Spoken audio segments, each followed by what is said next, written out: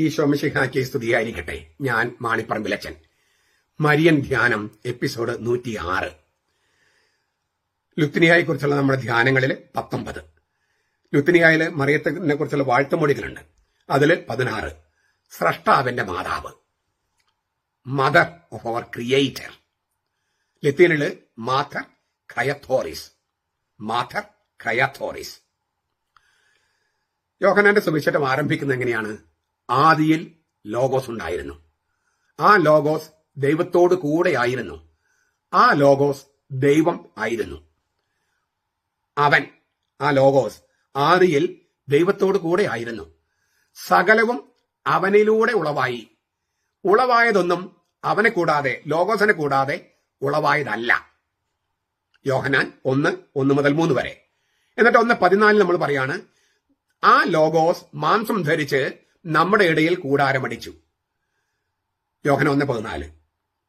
നമുക്ക് ആ വചനം ഒന്നുകൂടെ നോക്കിയാൽ, ആദിയിൽ ലോഗോസ് ഉണ്ടായിരുന്നു, ആ ലോഗോസ് ദൈവത്തോടു കൂടെയായിരുന്നു, ആ ലോഗോസ് ദൈവമായിരുന്നു. അവൻ ആദിയിൽ ദൈവത്തോടു കൂടെയായിരുന്നു. ആ ലോഗോസ് ദൈവമായിരുന്ന ലോഗോസ് ദൈവപിതാവിനോട് കൂടെയായിരുന്നു. സകലവും സൃഷ്ടിക്കപ്പെട്ടത് അവനിലൂടെയാണ്. അവനിലൂടെ സകലവും ഉളവായി. ഉളവായതൊന്നും ഉണ്ടായതൊന്നും അവനെ കൂടാതെ ഉണ്ടായിട്ടില്ല. സകലതും ഉണ്ടായത് ആ ലോഗോസിലൂടെയാണ്. ആ ദൈവമായ ലോഗോസ് മാംസം ധരിച്ച് നമ്മുടെ ഇടയിൽ കൂടാരം അടിച്ചു. അത് സംഭവിച്ചത് മറിയം എന്ന സ്ത്രീയിലൂടെയാണ്. അപ്പോൾ സ്രഷ്ടാവിന്റെ മാതാവ് എന്ന് വിളിക്കുന്നതിൽ വല്ല തെറ്റുണ്ടോ? സകലതും സൃഷ്ടിച്ചത്, സകലവും ഈ സൃഷ്ടി ഉണ്ടായത് ആരിലൂടെയാണോ ആ ലോഗോസ് മനുഷ്യൻ, ദൈവമായ ലോഗോസ് മനുഷ്യനായത്, മനുഷ്യനായി ഭൂമിയിൽ വന്നത് മറിയം എന്ന സ്ത്രീയിലൂടെയാണ്. മറിയമാണ് ദൈവമായ ലോഗോസിനെ ഗർഭം ധരിച്ചത്. ലോഗോസിന് മറ്റൊരു വാക്ക് പറയാനും നിങ്ങൾ പറഞ്ഞാൽ പെട്ടെന്ന് ഞാൻ പറയാവുന്ന ഒരു വളരെ സുദീർഘമായ ചരിത്രമുള്ളൊരു വാക്കാണ് ഈ ലോഗോസ്. ഞാൻ വചനം എന്നത് പലപ്പോഴും തർജ്ജമ ചെയ്തത് വചനമാണ്. അത് തരക്കേണ്ടത് തർജ്ജമയാണ്. പക്ഷേ ലോഗോസ് എന്നതിന്റെ വെർബ് ലേഗോ എന്നാണ്. ലേഗോ, സംസാരിക്കുക, ലേഗോ. പക്ഷെ അതിന് ടു കമ്പ്യൂട്ട് എന്ന അർത്ഥമുണ്ട്.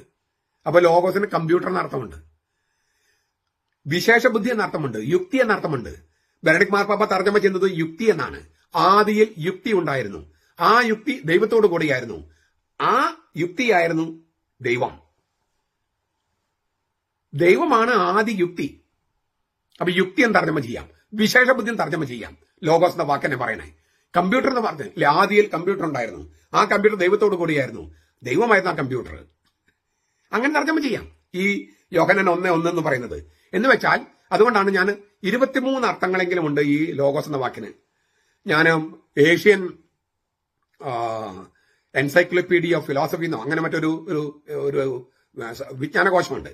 അതിൽ ലോഗോസ് എന്നുള്ള ആ ലേഖനം, ഫിലോസഫി ആണെങ്കിലും ലേഖനം എഴുതിയിരിക്കുന്നത് ഞാനാ. ഏഷ്യൻ എൻസൈക്ലോപീഡിയ ഓഫ് ഫിലോസഫി എന്നോ മറ്റോ ആണ് അതിന്റെ പേര്.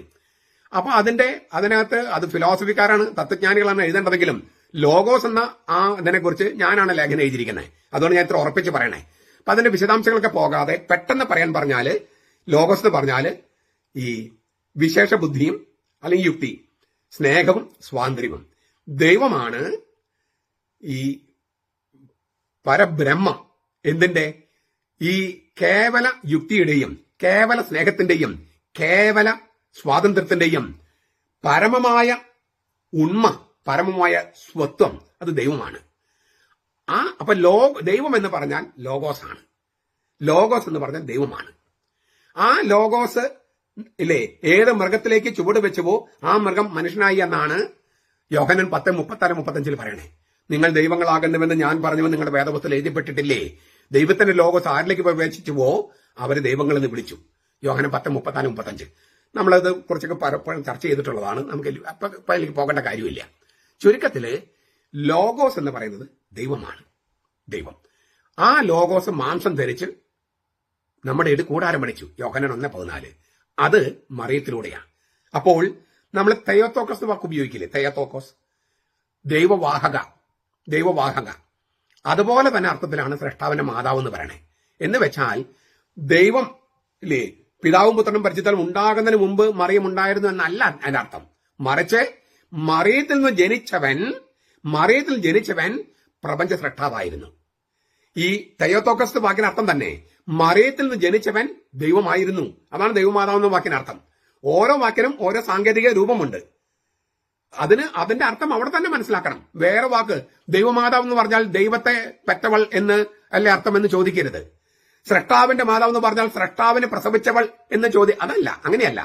അവളിൽ നിന്ന് ജനിച്ചവൻ, അവളെ പ്രസവിച്ച കുട്ടി പ്രപഞ്ച സ്രഷ്ടാവായിരുന്നു. ദൈവം ഇല്ലേ, അവന് ആദ്യം അന്തമൊന്നും ഇല്ല, തുടക്കം മുതലുള്ളതാ. പക്ഷെ അവൻ മനുഷ്യനായി. അത് ഈ സ്ത്രീയിൽ നിന്നാണ്. അപ്പോൾ ഈ സ്ത്രീ എന്ന് പറയുന്ന മറിയം സ്രഷ്ടാവിന്റെ അമ്മ എന്ന് വിളിക്കപ്പെടുന്നു. നമുക്ക് ഒരു ഇച്ചിരി കൂടെ വേണമെങ്കിൽ പോകാം. ഉൽപ്പത്തി പുസ്തകത്തിലെ 1-ാമത്തെ അധ്യായം 1 മുതൽ 3 വരെ വാക്യങ്ങൾ ഇല്ലേ. ആദ്യം ദൈവം ആകാശവും ഭൂമി സൃഷ്ടിക്കുമ്പോൾ ഭൂമി രൂപരഹിതവും ശൂന്യവും എന്നൊക്കെ പറഞ്ഞ് പോയിട്ട് പറയാണ്, അപ്പോൾ അവൻ ഇല്ലേ ദൈവത്തിന്റെ ആത്മാവ് വെള്ളത്തിനുമേതെ ചലിച്ചുകൊണ്ടിരുന്നു. അപ്പോൾ അവൻ പറഞ്ഞു പ്രകാശം ഉണ്ടാകട്ടെ. അപ്പൊ ദൈവത്തിന്റെ ആത്മാവ്, വചനം, രണ്ട് കാര്യങ്ങളാണ്. ദൈവം സൃഷ്ടിക്കുമ്പോൾ ദൈവത്തിന്റെ 2 കരങ്ങൾ പോലെ നിൽക്കുകയാണ് വചനവും ആത്മാവും. അപ്പോ ദൈവം എന്ന തല, അവന്റെ 2 കൈകള് ഇല്ലേ, അങ്ങനെയാണ് അഗസ്തീനോസ് പറഞ്ഞത്. ദൈവത്തിന്റെ 2 കരങ്ങൾ പോലെയാണ് വചനവും ആത്മാവും. അപ്പോ ഒരു ശരീരത്തിലാണ് ഇതൊക്കെ, ഒരു ശരീരത്തില്. അപ്പോ പിതാവും പുത്രനും പരിശുദ്ധാത്മാവും ചേർന്നാണ് സൃഷ്ടികർമ്മം എന്നാണ് ഈ പറഞ്ഞതിന്റെ അർത്ഥം. അങ്ങനെ സകലം സൃഷ്ടിക്കപ്പെട്ടത് ആരിലൂടെയാണോ, സകലം സൃഷ്ടിച്ചത് ആരാണോ, അവൻ മനുഷ്യനായപ്പോൾ അവന് അമ്മയായത് മറിയമാണ്. അതിനെയാണ് സ്രഷ്ടാവിന്റെ മാതാവ് എന്ന് പറയണേ.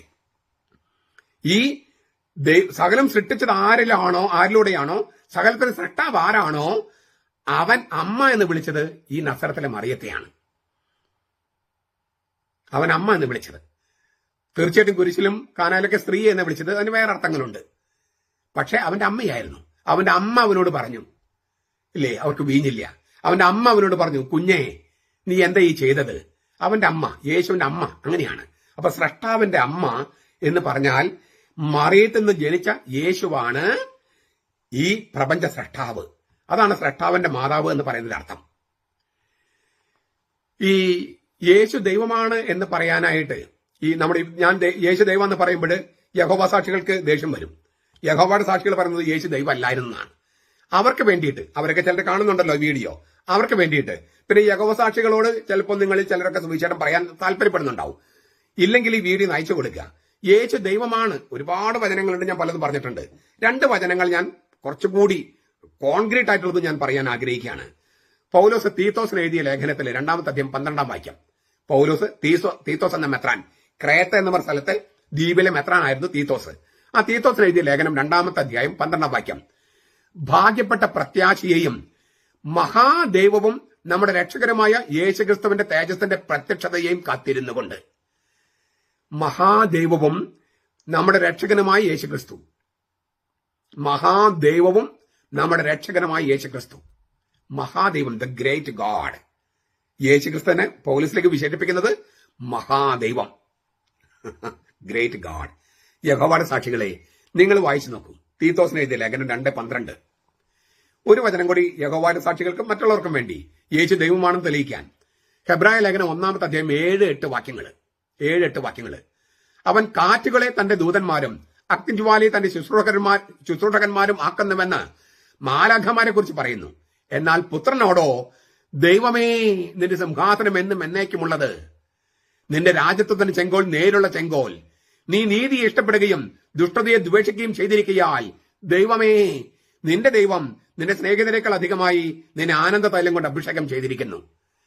2 പ്രാവശ്യമാണ് പിതാവായ ദൈവം പുത്രനായ ദൈവത്തെ ദൈവമേ എന്ന് വിളിക്കണേ. എന്നാൽ പുത്രനോടോ, ദൈവമേ നിന്റെ സിംഹാസനം എന്നും എന്നേക്കുള്ളത് എന്ന് പറയുന്നു. ദൈവപിതാവ് പുത്രൻ തമ്പുരാനെ ദൈവമേ എന്ന് വിളിച്ചിരിക്കുന്നു. യേശു ക്രിസ്തുവിനെ ദൈവമേ എന്ന് വിളിച്ചിരിക്കുന്നു ദൈവപിതാവ്. വീണ്ടും പറയാണ്, നീ നീതി ഇഷ്ടപ്പെടുകയും ദുഷ്ടതയെ ദ്വേഷിക്കുകയും ചെയ്തിരിക്കയാൽ ദൈവമേ നിന്റെ ദൈവം നിന്റെ സ്നേഹിതരേക്കാൾ അധികമായി നിന്നെ ആനന്ദ തൈലം കൊണ്ട് അഭിഷേകം ചെയ്തിരിക്കുന്നു. ദൈവമേ എന്ന് 2 പ്രാവശ്യമാണ് ദൈവപിതാവ് പുത്രൻ തമ്പുരാനായ യേശു ക്രിസ്തുവിനെ വിളിക്കുന്നത്. ഇതിൽ കൂടുതൽ തെളിവ് വേണോ നിങ്ങൾക്ക്? 2 പ്രാവശ്യം ദൈവപിതാവ് പുത്രൻ തമ്പുരാനെ ദൈവമേ എന്ന് വിളിച്ചിരിക്കുന്നു. എന്നിട്ട് യേശു ദൈവമല്ല, ദൈവപുത്രൻ മാത്രമാണ് എന്ന് യഹോവയുടെ സാക്ഷികൾക്ക് പറയാൻ എങ്ങനെ കഴിയണേ? മറിയത്തെ ദൈവമാതാവ് എന്ന് വിളിക്കരുതെന്ന് പെന്തക്കോസ്തക്കാരൻ യഹോവ സാക്ഷികൾ പറഞ്ഞു നടക്കണം. അതുപോലെ തന്നെ ഈ സഭ വിട്ടുപോയിരിക്കുന്ന ആൾക്കാർ, കത്തോലിക്ക സഭ വിട്ടുപോയിരിക്കുന്നവര്, അവർക്കൊക്കെ ഉള്ള ഒരു ധ്യാനം കൂടിയാണ് ഞാൻ നൽകുന്നത്. നിങ്ങൾ മറിയത്തിലേക്ക് തിരിച്ചു വരൂ. മറിയത്തിന്റെ സാന്നിധ്യത്തിലാണ് എലിസബത്ത് പരിശുദ്ധാത്മാവ് കൊണ്ട് നിറഞ്ഞത്. മറിയത്തിന്റെ സാന്നിധ്യത്തിൽ നിങ്ങൾ ദേവാലയത്തിൽ വന്നാൽ, നിങ്ങൾ കൂദാശകൾ സ്വീകരിച്ചാൽ നിങ്ങൾ പരിശുദ്ധാത്മാവ് കൊണ്ട് നിറയും. ഇല്ലെങ്കിൽ സ്നാപയോഹന്നാൻ നൽകിയ പാപമോചനത്തിന്റെ സ്നാനം സ്വീകരിച്ച് പമ്പയിലും പെരിയാറിലും കുളിച്ച് നടക്കാം. പരിശുദ്ധാത്മാവ് കൊണ്ട് നിറയില്ല. പരിശുദ്ധാത്മാവ് കൊണ്ട് നിറയണമെങ്കിൽ മറിയത്തിന്റെ സാന്നിധ്യത്തിലേക്ക് വരണം. യഹോവയുടെ സാക്ഷികളും പെന്തക്കോസ്തക്കാരും ദൈവസഭക്കാരും ബ്രദറൻ അസംബ്ലിക്കാരും ബോണഗൻ ക്രിസ്ത്യൻസും ക്രിസ്റ്റഡൽഫിയൻസും സകല ആൾക്കാരും വരണം. പ്രൊട്ടസ്റ്റന്റുകാരൊക്കെ വരണം. ഈ മരിയൻ ജപമാല, തിരുവചന ജപമാല, അതിന്റെ ലക്ഷ്യം അതാണ്. അതിനാൽ കത്തോലിക്കരായ സുഹൃത്തുക്കളെ, നിങ്ങൾക്ക് കുറച്ച് പൈസ സ്പെയർ ചെയ്യാനുണ്ടെങ്കിൽ, എന്റെ പുസ്തകം ചെലവാക്കാൻ വേണ്ടി ഞാൻ പറയുന്നതല്ല, കുറച്ച് പൈസ സ്പെയർ ചെയ്യാനുണ്ടെങ്കിൽ, മറിയത്തെ നിങ്ങൾ സ്നേഹിക്കുന്നുണ്ടെങ്കിൽ, ഈ തിരുവചന ജപമാല എന്ന പുസ്തകം നിങ്ങൾ വാങ്ങിച്ച് വിതരണം ചെയ്യൂ. പല ഗ്രൂപ്പുകളിലും, എയർപോർട്ടിലും, റെയിൽവേ സ്റ്റേഷനിലും, പെന്തക്കോസ്തക്കാരുള്ളിടത്തും അവരുടെ യഹോവ സാക്ഷികളിടത്തൊക്കെ നിങ്ങൾ വിതരണം ചെയ്യൂ. നിങ്ങളത് വായിക്കൂ. എന്നിട്ട് മറിയത്തെക്കുറിച്ച് പറയൂ. അപ്പോൾ യേശുവിന്റെ നാമം കൂടുതൽ മഹത്വീകൃതമാകും, തേജസ്വീകൃതമാകും. അതായിരിക്കും മറിയത്തിന് കൊടുക്കാൻ പറ്റുന്ന ഏറ്റവും മനോഹരമായ സമ്മാനം. നമ്മുടെ കർത്താവ് യേശു മിശിഹായുടെ കൃപയും പിതാവായ ദൈവത്തിന്റെ സ്നേഹവും പരിശുദ്ധാത്മാവിന്റെ സഹവാസവും നാം എല്ലാവരോടും കൂടി ഉണ്ടായിരിക്കട്ടെ, ഇപ്പോഴും എപ്പോഴും എന്നേക്കും. ആമേൻ. ഈശോ മിശിഹായ്ക്ക് സ്തുതിയായിരിക്കട്ടെ. ഞാൻ മാണിപ്പറമ്പിലച്ചൻ. വട്ടോളിയുടെയും അദ്ദേഹം പ്രതിനിധാനം ചെയ്യുന്ന വിമതരുടെയും അജ്ഞത എന്നെ ഞെട്ടിച്ചു കളഞ്ഞു. അമ്പരപ്പിക്കുന്ന അറിവില്ലായ്മയാണ് വിമതരുടേത്. പെറ്റ തള്ള സഹിക്കൂല കേട്ടോ, പെറ്റ തള്ള സഹിക്കൂല. അടിയന്തര ചികിത്സ നൽകിയില്ലെങ്കിൽ, മെത്രമാര് ഈ വിമതർക്ക് അടിയന്തര ചികിത്സ നൽകിയില്ലെങ്കിൽ വിമതരുടെ വേദവിപരീതം എന്ന ക്യാൻസർ പടർന്നു പിടിക്കും. ഇപ്പൊ തന്നെ ഈ വിമത വൈദികരുടെ കൂടെയുള്ള മുന്നേറ്റക്കാർക്കൊക്കെ ഈ അജ്ഞത എന്ന ക്യാൻസർ വല്ലാതെ ബാധിച്ചിട്ടുണ്ട്. അതുകൊണ്ടാണ് വെറുതെ തൈലം പുരട്ടിയാൽ അവിടെ ശരിയാകില്ല, ഒരു സർജറി തന്നെ വേണം എന്ന് ഞാൻ പലപ്പോഴും ഊന്നി പറയുന്നത്. ഈ വീഡിയോയിൽ വട്ടോളി അച്ഛൻ രാജിക്കത്ത് കൊടുത്തപ്പോൾ അതിൽ കുറെ കാരണങ്ങൾ ചൂണ്ടിക്കാണിച്ചിട്ടുണ്ട്. 18 പാരഗ്രാഫായിട്ടാണ്. അതിൽ ഒന്നാമത്തെ പാരഗ്രാഫിന്റെ പകുതി വായിച്ചപ്പോൾ ഓരോ വചനത്തിലും അബദ്ധങ്ങൾ അനേകമിരിക്കുകയാണ്. അപ്പൊ ഞാനിങ്ങനെ അതേക്കുറിച്ച് അതായത് നമുക്കൊരു വെല്ലുവിളി, നമ്മുടെ വിശ്വാസത്തെ വെല്ലുവിളിക്കുന്ന ഒരു പ്രത്യയശാസ്ത്രമാണ് വട്ടോളിയും വിമത വൈദികരും മുന്നോട്ട് വയ്ക്കുന്നത്. ഒരുപക്ഷെ വട്ടോളിയുടെ ഈ വിശ്വാസമില്ലാത്ത പ്രത്യയശാസ്ത്രം കണ്ടിട്ട് വിമത വൈദികരുടെ നേതാവ് മുണ്ടാടൻ തന്നെ അദ്ദേഹത്തോട് രാജിവെക്കാൻ പറഞ്ഞതാണോ, അതുകൊണ്ടാണോ അദ്ദേഹത്തിലൂടെ രാജിക്കത്ത് കൊടുത്തിരിക്കുന്നത്? ഇതിനകത്ത് കുറെ കുതന്ത്രങ്ങളൊക്കെ ഉണ്ടല്ലോ, അവരുടെ രീതികൾ അങ്ങനെയാണ്. അപ്പൊ നമ്മളിത് മനസ്സിലാക്കേണ്ടത്, ഇത് വട്ടോളിയച്ഛന്റെ ഒരു വ്യക്തിപരമായ ഒരു പ്രശ്നമായി മനസ്സിലാക്കാതെ എറണാകുളത്തെയും എറണാകുളത്തിന് സപ്പോർട്ട് ചെയ്യുന്ന മറ്റുള്ളവരെയും ബാധിച്ചിരിക്കുന്ന വിശ്വാസമില്ലാത്തൊരു പ്രത്യയശാസ്ത്രം, അതായത് നമ്മുടെ സത്യവിശ്വാസത്തെ വെല്ലുവിളിക്കുന്ന ഒരു രീതി, അതിന് ഉള്ള മറുപടിയായിട്ട് വേണം എന്റെ വീഡിയോയിൽ കാണാൻ. ഈ വിമത വൈദികരും മുന്നേറ്റക്കാരും മുന്നോട്ട് വയ്ക്കുന്ന വിശ്വാസമില്ലാത്ത പ്രത്യയശാസ്ത്രത്തിന്, അതായത് നമ്മുടെ സത്യവിശ്വാസം വെല്ലുവിളിക്കുന്നതിന് മറുപടിയായിട്ടാണ് എന്റെ വീഡിയോയിൽ കാണേണ്ടത്. അപ്പോൾ നമ്മുടെ വിശ്വാസത്തിന്റെ ആഴങ്ങളിലേക്ക് പോകാനായിട്ടത് സഹായിക്കും ചെയ്യും. ഈ അബദ്ധ സിദ്ധാന്തങ്ങൾ ചെറുക്കാനും കഴിയും. അതിന് ദൈവം തന്ന നല്ല അവസരമായി കാണണമെന്നും ഈ വീഡിയോസ് ആദ്യന്തം കേൾക്കണമെന്നും അത് ചർച്ച ചെയ്യണമെന്നും പ്രചരിപ്പിക്കണമെന്നും സംശയങ്ങളുണ്ടെങ്കിൽ ചോദിക്കണമെന്നും ഞാൻ അപേക്ഷിക്കുകയാണ്.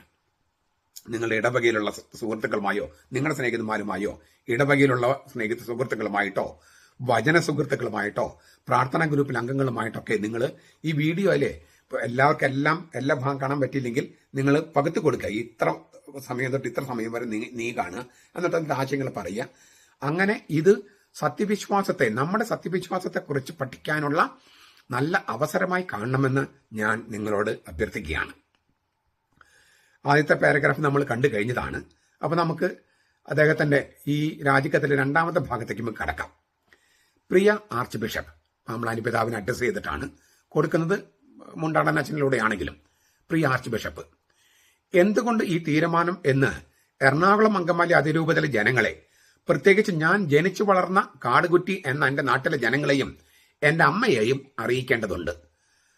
ഈ അമ്മയെ അറിയിച്ചത് ഈ രാജിക്കത്ത് അമ്മ വായിച്ചിട്ടുണ്ടോ, അമ്മയ്ക്ക് അത് മനസ്സിലായിട്ടോ എനിക്ക് അറിഞ്ഞുകൂടാ. അമ്മയ്ക്ക് സത്യവിശ്വാസം ഉണ്ടെങ്കിൽ ഈ രാജിക്കത്ത് കാണുമ്പോൾ, അതിൽ കുറച്ച് ന്യായങ്ങൾ കാണുമ്പോൾ ആ പെറ്റ തള്ള സഹിക്കൂല. അതുകൊണ്ട് ഞാൻ പെറ്റ തള്ള സഹിക്കൂല എന്ന് പറഞ്ഞത്. അമ്മയെയും അറിയിക്കേണ്ടതുണ്ട് എന്നാണ് ഈ വട്ടവെളിച്ചം പറഞ്ഞിരിക്കുന്നത്. അദ്ദേഹത്തിന്റെ വാക്കുകൾ: ഇക്കാലം അത്രയും പള്ളിപ്പുറം ചേർത്തല മുട്ടം, താവളം, Chittur, Palakkad Attappadi, Mattoor, Thekke Kidangoor, Angamaly Martin de Porres, Sebiyur, Irumbanam, Kadamakkudy എന്ന നാടുകളിലെ ജനങ്ങളുടെ അധ്വാനമായിരുന്നു, വിയർപ്പായിരുന്നു എന്റെ അന്നം. ആരുടെ വിയർപ്പിന്റെയും അധ്വാനത്തിന് പങ്കുപറ്റിയാണോ മെത്രാന്മാർ അടങ്ങിയ ഞങ്ങൾ പുരോഹിത വർഗം സുഭിക്ഷമായും സുരക്ഷിതമായും ജീവിക്കുന്നത്, ആ ജനത്തിന് ഒരു അവകാശവും ഒരു അധികാരവും ഈ വ്യവസ്ഥിതിയുടെ നിയമത്തിൽ ഇല്ല എന്നുള്ളത് ഞങ്ങൾ പുരോഹിത വർഗത്തെ ഒട്ടും തന്നെ അലോസരപ്പെടുത്തുന്നില്ല എന്നത് ലജ്ജാകരമാണ്. എന്നാൽ വർത്തമാനങ്ങളിലും സമ്മേളനങ്ങളിലും പ്രഖ്യാപനങ്ങളിലും ആവോളം ഉണ്ട് താനും. എന്തുകൊണ്ട് വൈദിക ഉത്തരവാദിത്തത്തിൽ നിന്ന് ഞാൻ പിൻവാങ്ങുന്നു എന്നതിന്റെ കാരണങ്ങൾ, എന്റെ ചോദ്യങ്ങൾ ഏവരുടെയും അറിവിലേക്ക് ഞാൻ അവതരിപ്പിക്കുന്നു. അപ്പോ പാമ്പളാനി പിതാവിന് മാത്രമുള്ളതല്ല ഈ രാജിക്കത്ത്. എല്ലാവരുടെയും അറിവിലേക്കും ചർച്ചയ്ക്കായിട്ട് അദ്ദേഹം ചോദ്യങ്ങളായിട്ടാണ് തന്റെ കാരണങ്ങൾ അവതരിപ്പിച്ചിരിക്കുന്നത്. ഒന്ന് അദ്ദേഹത്തിന്റെ ചോദ്യങ്ങൾ അല്ലെങ്കിൽ കാരണങ്ങൾ: നിങ്ങൾ ബലിയർപ്പിച്ചോ, പ്രാർത്ഥിച്ചോ, ഏത് ഭാഷ നിങ്ങൾ പ്രാർത്ഥിച്ചത്, ദൈവശാസ്ത്രപരമായി ആ പ്രാർത്ഥന ഉള്ളടക്കം, ഭാഷ എന്നിവ കൃത്യമായിരുന്നോ, ആരാധനാക്രമ പാരമ്പര്യം അനുസരിച്ച് തന്നെയാണോ ആ പ്രാർത്ഥനകൾ ക്രോഡീകരിക്കപ്പെട്ടുള്ളത്, നിങ്ങൾ സിനഗോഗിൽ മുടങ്ങാതെ പോകുന്നുണ്ടോ, പള്ളിയിൽ പോകുന്നുണ്ടോ എന്ന് ഇപ്പോൾ വായിക്കണം, നേർച്ചകളും കാഴ്ചകളും സമർപ്പിക്കുന്നുണ്ടോ, പാരമ്പര്യങ്ങൾ സൂക്ഷ്മതയോടെ പാലിക്കുന്നുണ്ടോ, നിയമങ്ങളും ഉപനിയമങ്ങളും, ഇപ്പോൾ കാനൻ നിയമം വള്ളിപ്പുള്ളി തെറ്റത് അനുസരിക്കുന്നുണ്ടോ എന്നുള്ളതൊന്നും യേശുവിന്റെ മുൻഗണനകൾ ആയിരുന്നില്ല. ഇതാണ് വട്ടോളിയുടെ ഈ രാജിവെക്കാനുള്ള കാരണങ്ങളിൽ ഒന്നാമത്തേതിൽ. അതിന്റെ പകുതി ഞാൻ വായിച്ചിട്ടുള്ളൂ. ഇത്രയും വായിച്ചപ്പോഴേക്കും ഇതിലത്തെ ഓരോ വാക്കുകളും തെറ്റാണ്. ഓരോ വാക്കുകളും സത്യവിശ്വാസിക്ക് സ്വീകരിക്കാൻ പറ്റാത്തതാണ്. യേശുവിന്റെ മുൻഗണനകൾ ആയിരുന്നില്ല ഇതെന്നാണ് വട്ടോളി പറയുന്നത്. വട്ടോളി പറഞ്ഞത് ശരിയല്ല. അപ്പൊ ഇത്രയും കണ്ടപ്പോഴേക്കും ഇതിന് ഞാൻ മറുപടി ഞാൻ തയ്യാറാക്കി കഴിഞ്ഞപ്പോ അത് തന്നെ ഈ വീഡിയോയുടെ ലെങ്ത് നിങ്ങൾക്ക് മനസ്സിലാകും. ഇതിനുള്ള മറുപടി ഞാൻ തയ്യാറാക്കിയപ്പോ അപ്പൊ ഇങ്ങനെ ഓരോ കാരണങ്ങൾക്കുള്ള മറുപടികള് ഞാൻ പറഞ്ഞ ഇത് വട്ടോളിത്തിനും വ്യക്തിപരമായി കൊടുക്കുന്ന ഒരു മറുപടിയല്ല. അദ്ദേഹം പ്രതിനിധാനം ചെയ്യുന്ന വിമത വൈദികർക്കും അൽമായ മുന്നേറ്റക്കാർക്കും എറണാകുളത്തെ സകല വിശ്വാസികൾക്കും കത്തോലിക്ക സഭയിലെ മുഴുവൻ വിശ്വാസികൾക്കും വേണ്ടിയാണ്. കൂട്ടത്തിൽ പെന്തക്കോസ്തകരും യഹോവസാക്ഷികൾക്കും ഒക്കെ ഇതിനുള്ള മറുപടികളുണ്ട് ഈ ഞാൻ നൽകുന്നതിനകത്ത്. അതുകൊണ്ട് ഇത് വളരെ ഗൗരവത്തോടെ തന്നെ കാണണമെന്ന് ഞാൻ വീണ്ടും അഭ്യർത്ഥിക്കുകയാണ്. ഇതിലൊരു ചതിയുണ്ട് ഈ എഴുതി വെച്ചിരിക്കുന്നതിൽ. കമ്മ്യൂണിസ്റ്റ് മാവോയിസ്റ്റ് പ്രത്യയശാസ്ത്രം അങ്ങനെ തന്നെ വിളമ്പിയിരിക്കുക. അതുകൊണ്ടാണ് അദ്ദേഹത്തിന്റെ ഇന്റർവ്യൂ എല്ലാം കാണുമ്പോൾ കുറെ പേര് കൈയടിക്കുന്നതിന് കാരണം കത്തോലിക്ക വിശ്വാസത്തെ ചോദ്യം ചെയ്യുന്ന കമ്മ്യൂണിസ്റ്റ് മാവോയിസ്റ്റ് പ്രത്യയശാസ്ത്രമാണ് ഈ വട്ടവെളിച്ചൻ അവതരിപ്പിക്കുന്നത്. അപ്പൊ കത്തോലിക്ക വൈദികനായിരിക്കുന്ന ഒരാള് കത്തോലിക്ക വിശ്വാസത്തെ ചോദ്യം ചെയ്യുമ്പോഴും വെല്ലുവിളിക്കുമ്പോഴും ആളുകൾ കൈയടിക്കാനുണ്ടാകും. അതെന്തിനാ? കത്തോലിക്ക സഭയെ ആക്രമിക്കുന്നത് കത്തോലിക്ക സഭയിലെ ഒരു വൈദികനാണ് എന്നതുകൊണ്ടാണ്. അല്ലാണ്ട് അദ്ദേഹം ചെയ്യുന്നത് ശരിയായിട്ടോ അല്ലെങ്കിൽ അതിനെ വിലയിരുത്താൻ കഴിഞ്ഞിട്ടോ അല്ല. കത്തോലിക്ക സഭയെ ആക്രമിക്കുന്ന ആളുകൾക്ക് ഒരു ആയുധം കിട്ടിയിരിക്കുകയാണ്, വട്ടോളി എന്ന ഒരു ആയുധം. അതുകൊണ്ടാണ് ആളുകൾ ഇങ്ങനെ കൊണ്ടു നടക്കുന്നുണ്ടാകുക എന്ന് ഞാൻ വിചാരിക്കുന്നു. ഏതായാലും ഇദ്ദേഹം പറഞ്ഞിരിക്കുന്ന കാര്യങ്ങൾ ഓരോന്നും എടുത്തിട്ട് ഞാൻ അതിന് മറുപടി നൽകുകയാണ്. അദ്ദേഹം കുറെ ഇടവകളുടെ പേര് പറഞ്ഞിട്ട് പറയാണ്, അവരുടെ അധ്വാനമായിരുന്നു, എന്ന നാട്ടിൽ അധ്വാനമായിരുന്നു, വിയർപ്പായിരുന്നു എന്റെ അന്നം. ആരുടെ വിയർപ്പിന്റെയും അധ്വാനത്തിന് പങ്കുപറ്റിയാണോ മെത്രാന്മാരടങ്ങിയ ഞങ്ങൾ പുരോഹിതവർഗം സുഭിക്ഷമായും സുരക്ഷിതമായും ജീവിക്കുന്നത്, ആ ജനത്തിന് ഒരു അവകാശവും ഒരു അധികാരവും ഈ വ്യവസ്ഥിതിയുടെ നിയമത്തിൽ ഇല്ല എന്നുള്ളത് ഞങ്ങൾ പുരോഹിത വർഗത്തെ ഒട്ടും തന്നെ അലോസരപ്പെടുത്തുന്നില്ല എന്നത് ലജ്ജാകരമാണ്. ഇദ്ദേഹം മുന്നോട്ട് വയ്ക്കുന്ന ഏറ്റവും ബെസ്റ്റ് ഫിലോസഫി എന്ന് പറയുന്നത് ജനാധിപത്യമാണ്. ജനാധിപത്യം ഒരു വാക്ക്, പ്രജാധിപത്യം എന്നാണ് മറ്റൊരു വാക്ക്, ഡെമോക്രസി. ഇപ്പൊ ഈ അടുത്ത കാലത്ത് അമേരിക്കയിൽ കൊല്ലപ്പെട്ട വളരെ ഉത്തമ ക്രിസ്ത്യാനിയായ ചാർലി കിർക്ക്, അദ്ദേഹം ചോദിക്കുന്നുണ്ട്, ഡെമോക്രസി എന്ന വാക്ക് അമേരിക്കയുടെ ഭരണഘടനയിലുണ്ടോ? ഇല്ല. എന്തുകൊണ്ടില്ല? അദ്ദേഹം ചോദിക്കുക, എന്തുകൊണ്ടില്ല? എന്താണ് ഡെമോക്രസി? അദ്ദേഹം ചോദിക്കുകയാണ്. കോളേജ് കുട്ടികളുള്ള സംവാദത്തിലാണ് അദ്ദേഹം ചോദിക്കുന്നത്, എന്താണ് ഡെമോക്രസി? ഡെമോക്രസി എന്ന് പറയുന്നത് മെജോറിറ്റി എടുക്കുന്ന ഒരു തീരുമാനം. അത് സത്യമാകണമെന്നില്ല, നീതിയാകണമെന്നില്ല, സ്നേഹമുണ്ടാകണമെന്നില്ല, ന്യായമുണ്ടാകണമെന്നില്ല. മെജോറിറ്റി എടുക്കുന്ന ഒരു തീരുമാനം. മെജോറിറ്റി എടുത്ത തീരുമാനത്തിന്റെ വെളിച്ചത്തിലാണ് സത്യം തന്നെയായ യേശുക്രിസ്തുവിനെ കുരിശിലേറ്റ് കൊന്നത്. മെജോറിറ്റി മൃഗീയ ഭൂരിപക്ഷത്തിനെതിരെ ന്യൂനപക്ഷത്തിന്റെ വിജയമായിരുന്നു ദൈവം യേശുക്രിസ്തുവിനെ മരിച്ചവരിൽ ഉയർപ്പിച്ചത്. ഭൂരിപക്ഷത്തിന്റെ തീരുമാനമായിരുന്നു വോക്സ് പോപ്പുളി, ഇല്ലേ?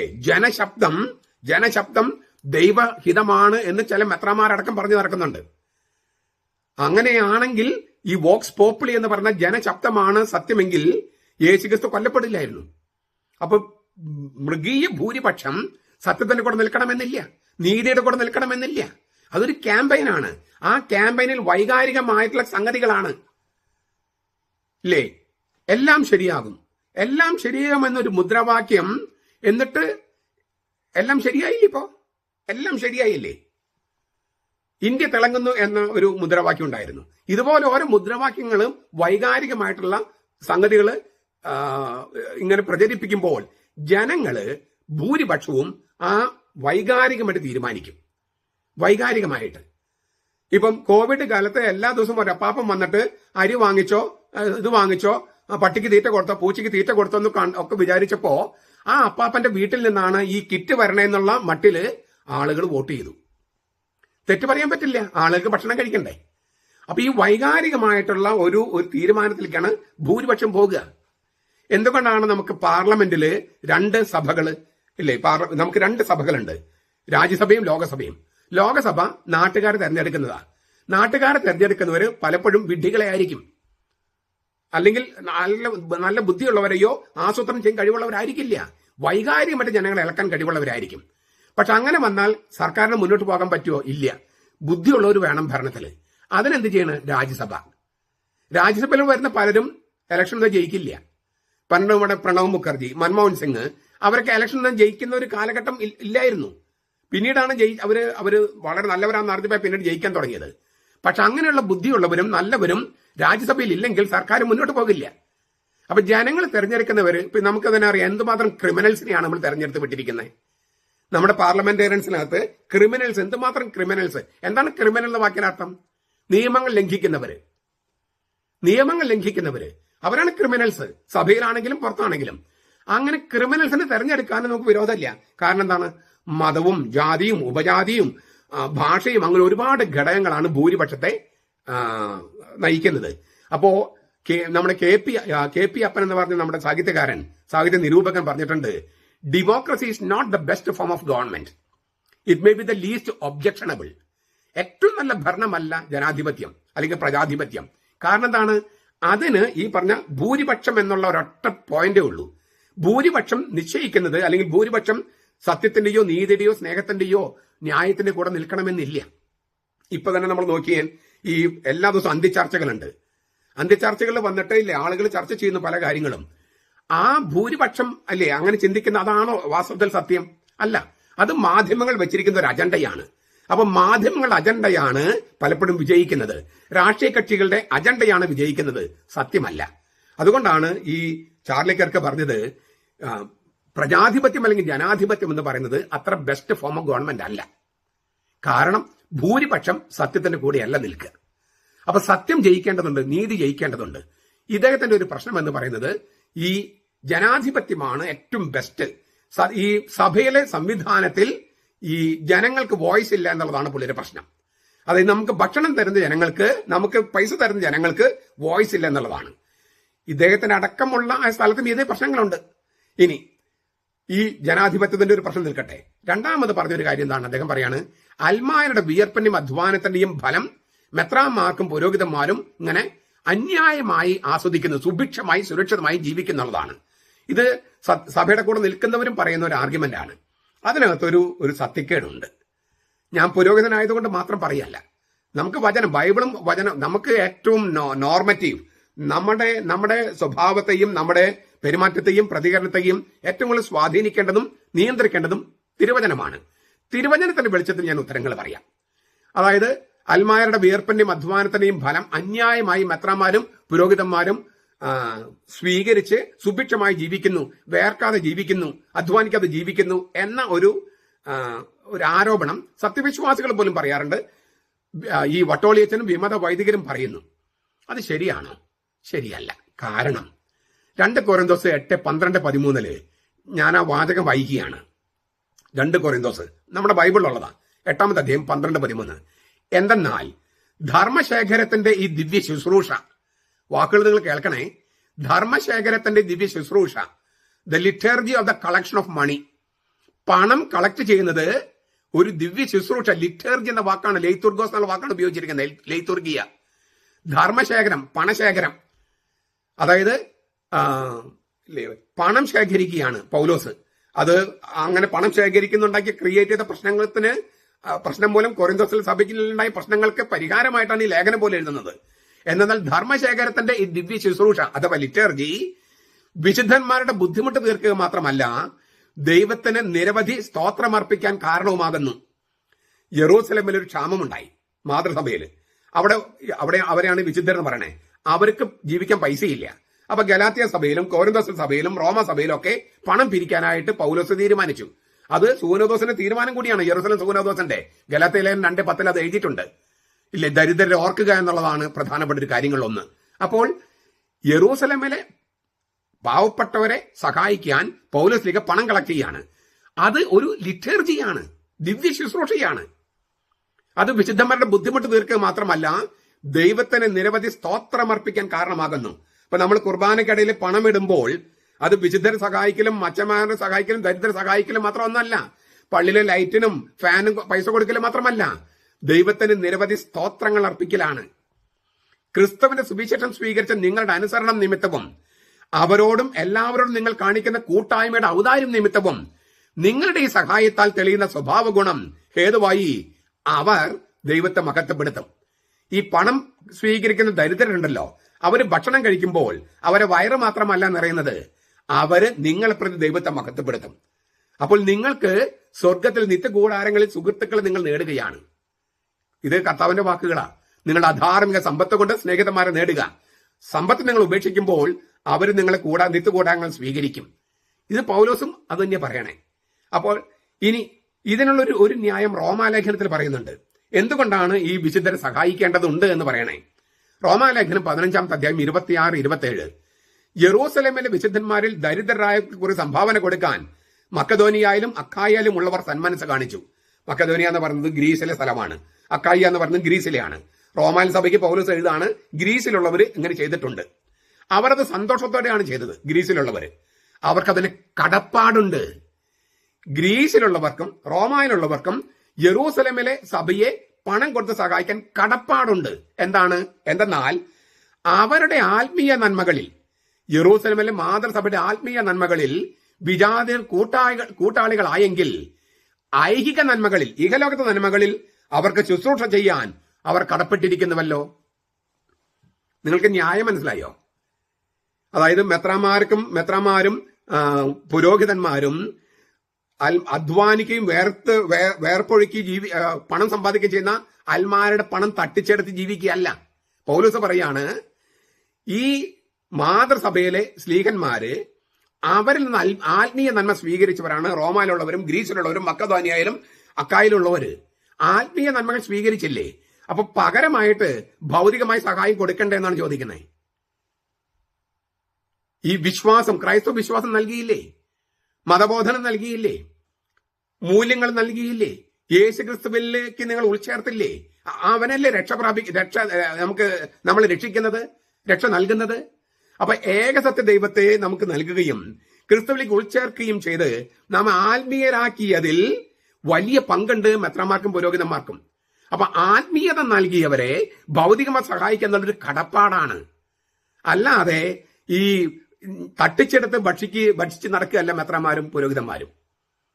നമ്മൾ വെറും ഭൗതിക ജീവികളാണ് എന്ന് കരുതുന്നെങ്കിൽ, അതാണ് കമ്മ്യൂണിസ്റ്റ് മാവോയിസ്റ്റ് ഫിലോസഫി, ഭൗതിക ജീവികളാണ്, ആത്മാവിലത്തെ മൃഗമാണ് എന്ന് കരുതുന്നെങ്കിൽ വട്ടോളി പറഞ്ഞത് ശരിയാണ്, വിമത വൈദികർ പറയുന്നത് ശരിയാണ്. അതല്ല, നമ്മൾ ശരീരമുള്ള ആത്മാവാണെങ്കിൽ, നമ്മുടെ ശരീരത്തിന് ഒരു ആത്മാവുണ്ടെന്നല്ല ഞാൻ പറഞ്ഞേ, ശരീരമുള്ള ആത്മാവാണ് നമ്മളെങ്കിൽ, ആദ്യം സൃഷ്ടിക്കപ്പെട്ടത് എന്താണ്? ആത്മാവാണ്, ശരീരമാണോ? നമ്മുടെ ആത്മാവിനെ സൃഷ്ടിച്ചത് നമ്മുടെ അപ്പനമ്മയാണോ? അല്ലല്ലോ, ദൈവമല്ലേ. ഏത് ശാസ്ത്രീയമായിട്ടാണെങ്കിൽ പോലും സൃഷ്ടിക്കുന്നെങ്കിൽ ദൈവമാണ് ആത്മാവിനെ സൃഷ്ടിക്കുന്നത്. ദൈവം സൃഷ്ടിച്ച ആത്മാവിനെ നമ്മുടെ അപ്പനോടും അമ്മയോടും ശരീരം കൊടുക്കാൻ പറയുകയായിരുന്നു. ദൈവം സൃഷ്ടിച്ച ആത്മാവിന് നമ്മുടെ അപ്പനമ്മയും ശരീരം കൊടുത്തപ്പോഴാണ് നമ്മളുണ്ടായത്. അപ്പോൾ ഇല്ലേ, ശരീരമുള്ള ആത്മാവാണ് നമ്മൾ. അങ്ങനെയെങ്കിൽ ശരീരത്തിന് മാത്രം ഭക്ഷണം കൊടുത്താൽ മതിയോ? ആത്മാവിനും വേണ്ടേ? അപ്പോൾ ആത്മാവില്ലാത്ത വെറും മൃഗമാണ് നമ്മളെന്ന് പരിണാമ സിദ്ധാന്തവും കമ്മ്യൂണിസ്റ്റുകാരും പറയുന്നത് ശരിയെങ്കിൽ വട്ടോളി പറയുന്നത് ശരിയാ. മറിച്ച് ശരീരവും ആത്മാവും ഉള്ളവരാണ് നമ്മളെങ്കിൽ ആത്മാവിനെ പോഷിപ്പിക്കുന്ന മെത്രാന്മാരെയും വൈദികരെയും ഭൗതികമായി സഹായിക്കുന്നത് കടപ്പാടാണ്. അല്ലാതെ ഈ വേർപ്പന്റെ ഫലമെടുത്തിട്ട് മെത്രന്മാരും അച്ഛന്മാരും തട്ടിച്ച് സുഭിക്ഷമായി ജീവിക്കുകയാണെന്ന് പറയരുത്. അത് സത്യവിശ്വാസികളും പറയരുത്. തിരുവചനത്തിനെതിരാകും. ഞാൻ പറയുന്നത് വിശ്വസിക്കണമെന്നില്ല. റോമാലേഖനം 15, 26, 27, 2 കൊരിന്ത്യർ 8, 12, 13 നിങ്ങൾ വായിച്ചു നോക്കുക. നമ്മുടെ POC പരിഭാഷ മുഴുവൻ അത്ര നല്ല പരിഭാഷയായിട്ടില്ല. അതുകൊണ്ടാണ് ഞാൻ കുറച്ചുകൂടി ഈ മൂലകൃതിയോട് ചേർന്ന് വരുന്ന തരത്തിൽ ഞാൻ തന്നെ പരിഭാഷ നടത്തുന്നത്. POC ഇപ്പോഴും പരിഷ്കരിച്ച പതിപ്പ് പോലും ഒരു ഒരു ഒരു പാരഫ്രൈസിംഗ് ആയിട്ടുള്ളൂ. ഏകദേശം സെൻസേ വരുന്നുള്ളൂ, കൃത്യം പരിഭാഷയായിട്ടില്ല. അപ്പോ വട്ടവള്ളിയിൽ ഒന്നാമത്തെ പറഞ്ഞ ചോദ്യത്തിന് മറുപടി ആയെന്ന് ഞാൻ വിചാരിക്കണം. എന്തുകൊണ്ട് വൈദിക ഉത്തരവാദിത്തങ്ങൾ ഞാൻ പിൻവാങ്ങുന്നു എന്നതിന്റെ കാരണങ്ങൾ, എന്റെ ചോദ്യങ്ങൾ ഏവരുടെയും അറിവിലേക്ക് ഞാൻ അവതരിപ്പിക്കുന്നു എന്ന് പറഞ്ഞിട്ട് അദ്ദേഹം ചോദിക്കുകയാണ്, നിങ്ങൾ ബലി അർപ്പിച്ചോ, പ്രാർത്ഥിച്ചോ എന്നൊക്കെ എന്നിട്ട് അദ്ദേഹം പറഞ്ഞല്ലോ. അതിൽ ഓരോ ഭാഗം എടുത്തിട്ട് നമുക്ക് നോക്കാം. നിങ്ങൾ ബലി അർപ്പിച്ചോ എന്നത് യേശുവിന്റെ മുൻഗണന ആയിരുന്നില്ല. ഇതാണ് അദ്ദേഹം പറയുന്ന ഒന്നാമത്തെ പാരഗ്രാഫിൽ ആദ്യത്തെ കാരണങ്ങൾ 18 പാരഗ്രാഫിൽ ഒന്നാമത്തെ പാരഗ്രാഫിൽ പറഞ്ഞ ആദ്യത്തെ വാചകം. നിങ്ങൾ ബലിയർപ്പിച്ചോ എന്നത് യേശുവിന്റെ മുൻഗണന ആയിരുന്നില്ലേ? വട്ടവളിച്ചോ ആയിരുന്നില്ലേ? നിങ്ങളോട് വിമത വൈദികരോട് ഞാൻ ചോദിക്കുക, ആയിരുന്നില്ലേ? ഇല്ലെങ്കിൽ എന്തിനാണ് യേശു ഇതെന്റെ ഓർമ്മയ്ക്കായി ചെയ്യുവൻ എന്നത് ആവർത്തിച്ചത്? അതും പുതിയ ഉടമ്പടി എന്ന പ്രയോഗം കുർബാനയുമായി ബന്ധപ്പെടുത്തി അല്ലാതെ യേശുക്രിസ്തു ഉപയോഗിച്ചിട്ടില്ല. പുതിയ ഉടമ്പടി എന്ന് പറയുന്നത് കുർബാനയാണ്. ആ കുർബാന സ്ഥാപിക്കുമ്പോൾ ഇത് എന്റെ ഓർമ്മയ്ക്കായി ചെയ്യുവൻ എന്ന് കർത്താവ് ഈശോ മിശിഹയല്ലേ പറഞ്ഞത്? എന്താണ് ഓർമ്മയ്ക്കായിട്ട് ആക്കേണ്ടത്? കുർബാന സ്ഥാപിച്ചത് അന്ത്യത്താഴത്തിലാണ്. പക്ഷെ അന്ത്യത്താഴമല്ല ഓർക്കേണ്ടത്, മറിച്ച് കുരിശിലെ ബലിയാണ്.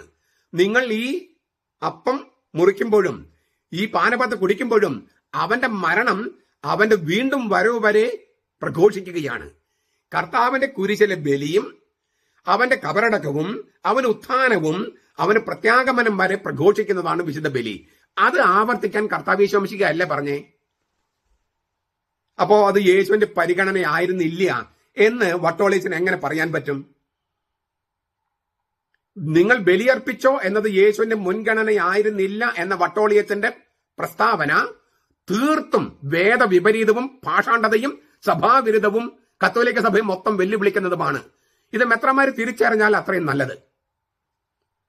വെറുതെ അല്ല വിമതരെ കടത്ത് കഴിക്കുന്ന പോലെ മൂത്തപ്പരുടെ മുമ്പിലൊക്കെ കുർബാന അർപ്പിക്കാൻ അവർക്ക് ഒരു മടിയില്ലാത്തത്, കുർബാനയെ ആഭിചാരമാക്കാനായിട്ട് മടിയില്ലാത്തത്, കുർബാന അർപ്പിക്കുന്ന അച്ഛനെ തല്ലിക്കൊല്ലാനോ ഉന്തി തള്ളാനോ ഒക്കെ മടിയില്ലാത്തത്, കുർബാന അർപ്പിക്കുന്ന സ്ഥലത്ത് ഈ പിഴച്ച സ്ത്രീകളെ കയറ്റിയിരുത്തി സമരം ചെയ്യാനായിട്ട് അവർക്ക് മടിയില്ലാത്തതിന് കാരണം നിങ്ങൾ ബലിയർപ്പിച്ചോ എന്ന് യേശു ചോദിക്കില്ല അത്രേ.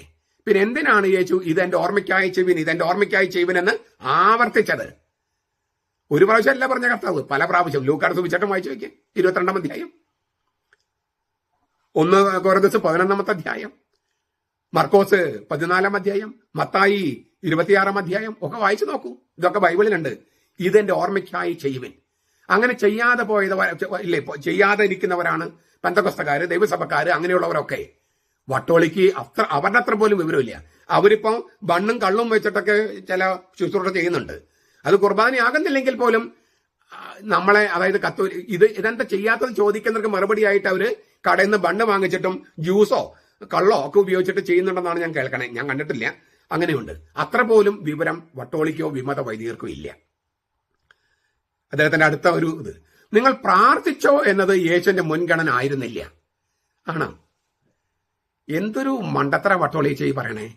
വിമത വൈദികരെ, നിങ്ങൾ ഇദ്ദേഹത്തെയല്ലേ നിങ്ങളുടെ ഒരു പ്രസംഗത്തിനെല്ലാം കൊണ്ടുവന്നിരുന്നത്? ലൂക്ക 18:1 കർത്താവ് ഈശോ മിശിഹ പറയുന്ന സംഗതിയാ, മടുത്തു പോകാതെ എപ്പോഴും പ്രാർത്ഥിക്കണമെന്ന് വ്യക്തമാക്കാൻ അവൻ അവരോട് ഈ ഉപമ പറഞ്ഞു. മടുത്തു പോകാതെ എപ്പോഴും പ്രാർത്ഥിക്കണം. എന്നിട്ടാണ് ഈ ദൈവത്തെ ഭയപ്പെടാത്ത ന്യായാധിപനെ മുട്ടുകുത്തിച്ച വിധവയുടെ കഥ പറയണേ. മടുത്തു പോകാതെ എപ്പോഴും പ്രാർത്ഥിക്കണമെന്ന് വ്യക്തമാക്കാൻ യേശു ഒരു ഉപമ പറഞ്ഞു. നിങ്ങൾ പ്രാർത്ഥിച്ചു എന്നത് യേശുവിന്റെ മുൻഗണന ആയിരുന്നില്ലെന്ന് എന്നിട്ട് വട്ടോളിയച്ചന്റെ പക. പൗലോസ് എഫേസസ് സഭയ്ക്ക് നൽകിയ ഉപദേശം ഞാൻ ആവർത്തിക്കുക. സകല 6:18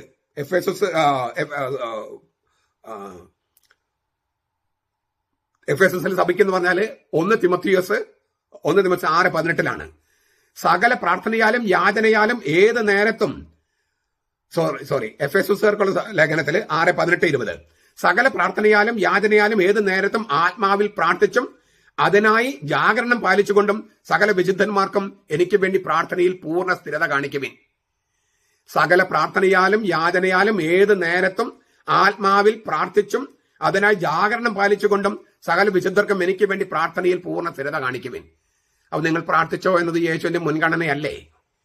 ഏത് നേരത്തും പ്രാർത്ഥിക്കാനായിട്ട് പൗലോസ് പറയുന്നതിന് കാരണം എന്താണ്? നമ്മുടെ ആത്മീയ പോരാട്ടം ജയിക്കണമെങ്കിൽ സദാ പ്രാർത്ഥിക്കണമെന്നാണ്. കത്തോലിക്ക സഭയുടെ മതബോധനം 26:33 28:42 ഇത് ആവർത്തിച്ചിട്ടുണ്ട്. അതായത് ദൈവത്തെ എതിർക്കുന്നതിൽ പിശാചിന് മടുപ്പില്ലാത്തതിനാൽ ഈ പിശാചിനെ തോൽപ്പിക്കണമെങ്കിൽ നാം സദാസമയം പ്രാർത്ഥിക്കണമെന്ന് എത്ര പ്രാവശ്യമാണ് പൗലോസ് പറഞ്ഞിരിക്കുന്നത്? എന്നിട്ട് പറയാ നിങ്ങൾ പ്രാർത്ഥിച്ചോ എന്ന് യേശു ചോദിക്കില്ല അത്രേ.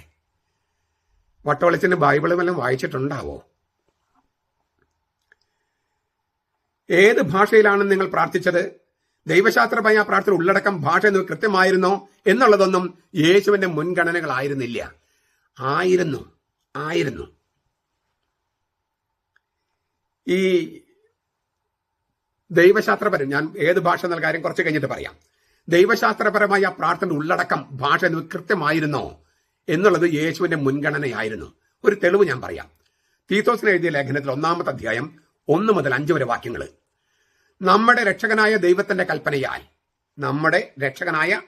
കൽപ്പനയാൽ എന്നെ ഭരമേൽപ്പിച്ച സുവിശേഷ പ്രഘോഷണത്താൽ തക്ക സമയത്ത് തന്റെ വചനം വെളിപ്പെടുത്തിയ വ്യാജമില്ലാത്ത ദൈവം സകല യുഗങ്ങൾക്ക് മുമ്പേ വാഗ്ദാനം ചെയ്ത നിത്യജീവന്റെ പ്രത്യാശയിൽ തന്റെ തിരഞ്ഞെടുക്കപ്പെട്ടവരുടെ വിശ്വാസത്തിനും ദൈവഭക്തിക്കും ചേർന്ന സത്യത്തിന്റെ പരിജ്ഞാനത്തിന് വേണ്ടി ദൈവത്തിന്റെ ദാസനും യേശുക്രിസ്തുവിന്റെ അപ്പോസ്തലനായ പൗലോസ് പൊതുവിശ്വാസത്തിൽ നിജപുത്രനായ തീത്തോസിന് എഴുതുന്നത് എന്തൊക്കെയാ പറയണേ? തന്നെ തിരഞ്ഞെടുക്കപ്പെട്ടവരുടെ വിശ്വാസത്തിനും ദൈവഭക്തിക്കും ചേർന്ന സത്യത്തിന്റെ പരിജ്ഞാനത്തിന് വേണ്ടി ദൈവശാസ്ത്രപരമായി കറക്റ്റ് ആയിരിക്കണം. ഏതിന്? വിശ്വാസത്തിനും ദൈവഭക്തിക്കും ചേർന്ന സത്യത്തിന്റെ പരിജ്ഞാനത്തിന് വേണ്ടിയാണ് ഞാൻ ദൈവത്തിന്റെ ദാസനായിരിക്കുന്നത്, യേശുക്രിസ്തു അപ്പോസ്തലനായിരിക്കുന്നത് എന്ന് പൗലോസ് പറയുന്നത്. വട്ടോളി പുരോഹിതനായിരിക്കുന്നതും ഇതിനു വേണ്ടിയായിരുന്നു. തന്നെ തിരഞ്ഞെടുക്കപ്പെട്ടവർ വിശ്വാസത്തിനും ദൈവഭക്തിക്കും ചേർന്ന സത്യത്തിന്റെ പരിജ്ഞാനത്തിന് വേണ്ടി. അപ്പോൾ ദൈവശാസ്ത്രപരമായ പ്രാർത്ഥന ഉള്ളടക്കം ഭാഷ ശരിയായിരിക്കണമെന്നല്ലേ പൗലോസ് പറയണേ? പൊതുവിശ്വാസത്തിൽ നിജപുത്രനായ തീത്തോസിന് പൊതുവിശ്വാസം, സഭയുടെ പൊതുവിശ്വാസത്തിൽ പങ്കാളികളാണ് പൗലോസും തീത്തോസും. അങ്ങനെ പൗലോസിന്റെ വിശ്വാസത്തിൽ യഥാർത്ഥ പങ്കാളിയായതുകൊണ്ടാണ് നിജപുത്രൻ, ഉത്തമപുത്രൻ എന്ന് തീത്തോസിനെ വിളിക്കണേ. സത്യമായും എന്റെ പുത്രൻ, യഥാർത്ഥ പുത്രൻ എന്നാ പറയണേ. പൗലോസ് കല്യാണം കഴിച്ചിട്ട് ഉണ്ടായ കുട്ടിയല്ല. വിശ്വാസത്തിൽ ജനിപ്പിച്ചത്, തീത്തോസിൽ ജനിപ്പിച്ചത് പൗലോസാണ്. അപ്പൊ എന്റെ നിജപുത്രൻ, എന്റെ ഉത്തമപുത്രൻ, ഞാൻ അവന്റെ ഉത്തമ പിതാവ്. ഭൂമിയിൽ ആരെയും നിങ്ങൾ പിതാവ് എന്ന് വിളിക്കരുത് പറഞ്ഞിട്ട് പൗലോസ് പറയാൻ നിങ്ങൾക്ക് ഞാനാണ് പിതാവ് എന്ന് പറയുന്നുണ്ട്. ഗോർദോസാരോടും പറയുന്നുണ്ട്. ഇവിടെ പറയാണ് ഇവൻ എന്റെ നിജപുത്രനാണ്. നിജപുത്രൻ വെച്ചിട്ടുണ്ടെങ്കിൽ ട്രൂ സൺ, ഉത്തമപുത്രൻ എന്ന് ചിലപ്പോൾ തർജ്ജമ ചെയ്യും. യഥാർത്ഥ പുത്രൻ എന്നാണ് അർത്ഥം.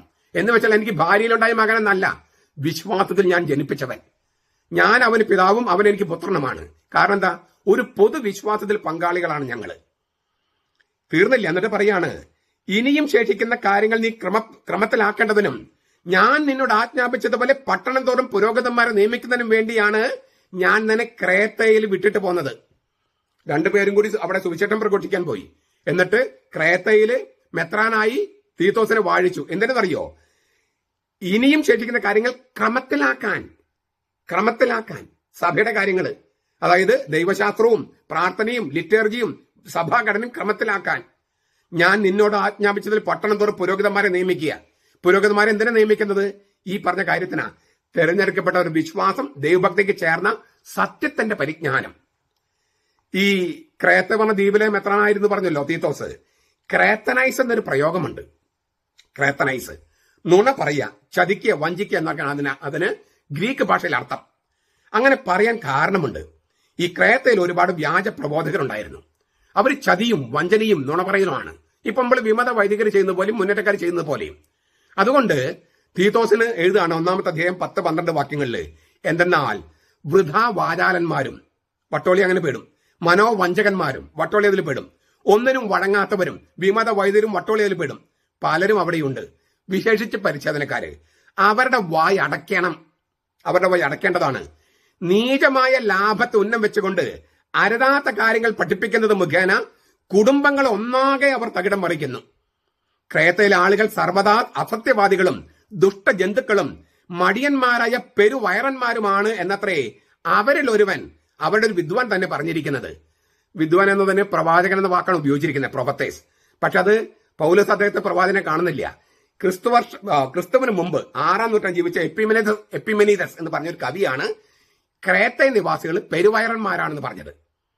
ക്രേത്തയിലെ ആളുകൾ, ക്രേത്തയിലെ മെത്രാനാണ് തീത്തോസ്, പക്ഷെ ക്രേത്തയിലെ ആളുകൾ പെരുവയറന്മാര്, അതായത് വലിയ വയറന്മാരാണെന്ന് BC 6-ാം ശതകത്തിൽ എപ്പിമെനീദസ് എന്ന് പറഞ്ഞ കവി പറഞ്ഞിട്ടുണ്ട്. അത് അങ്ങനെ തന്നെ കോട്ട് ചെയ്തിരിക്കുക പൗലോസ്.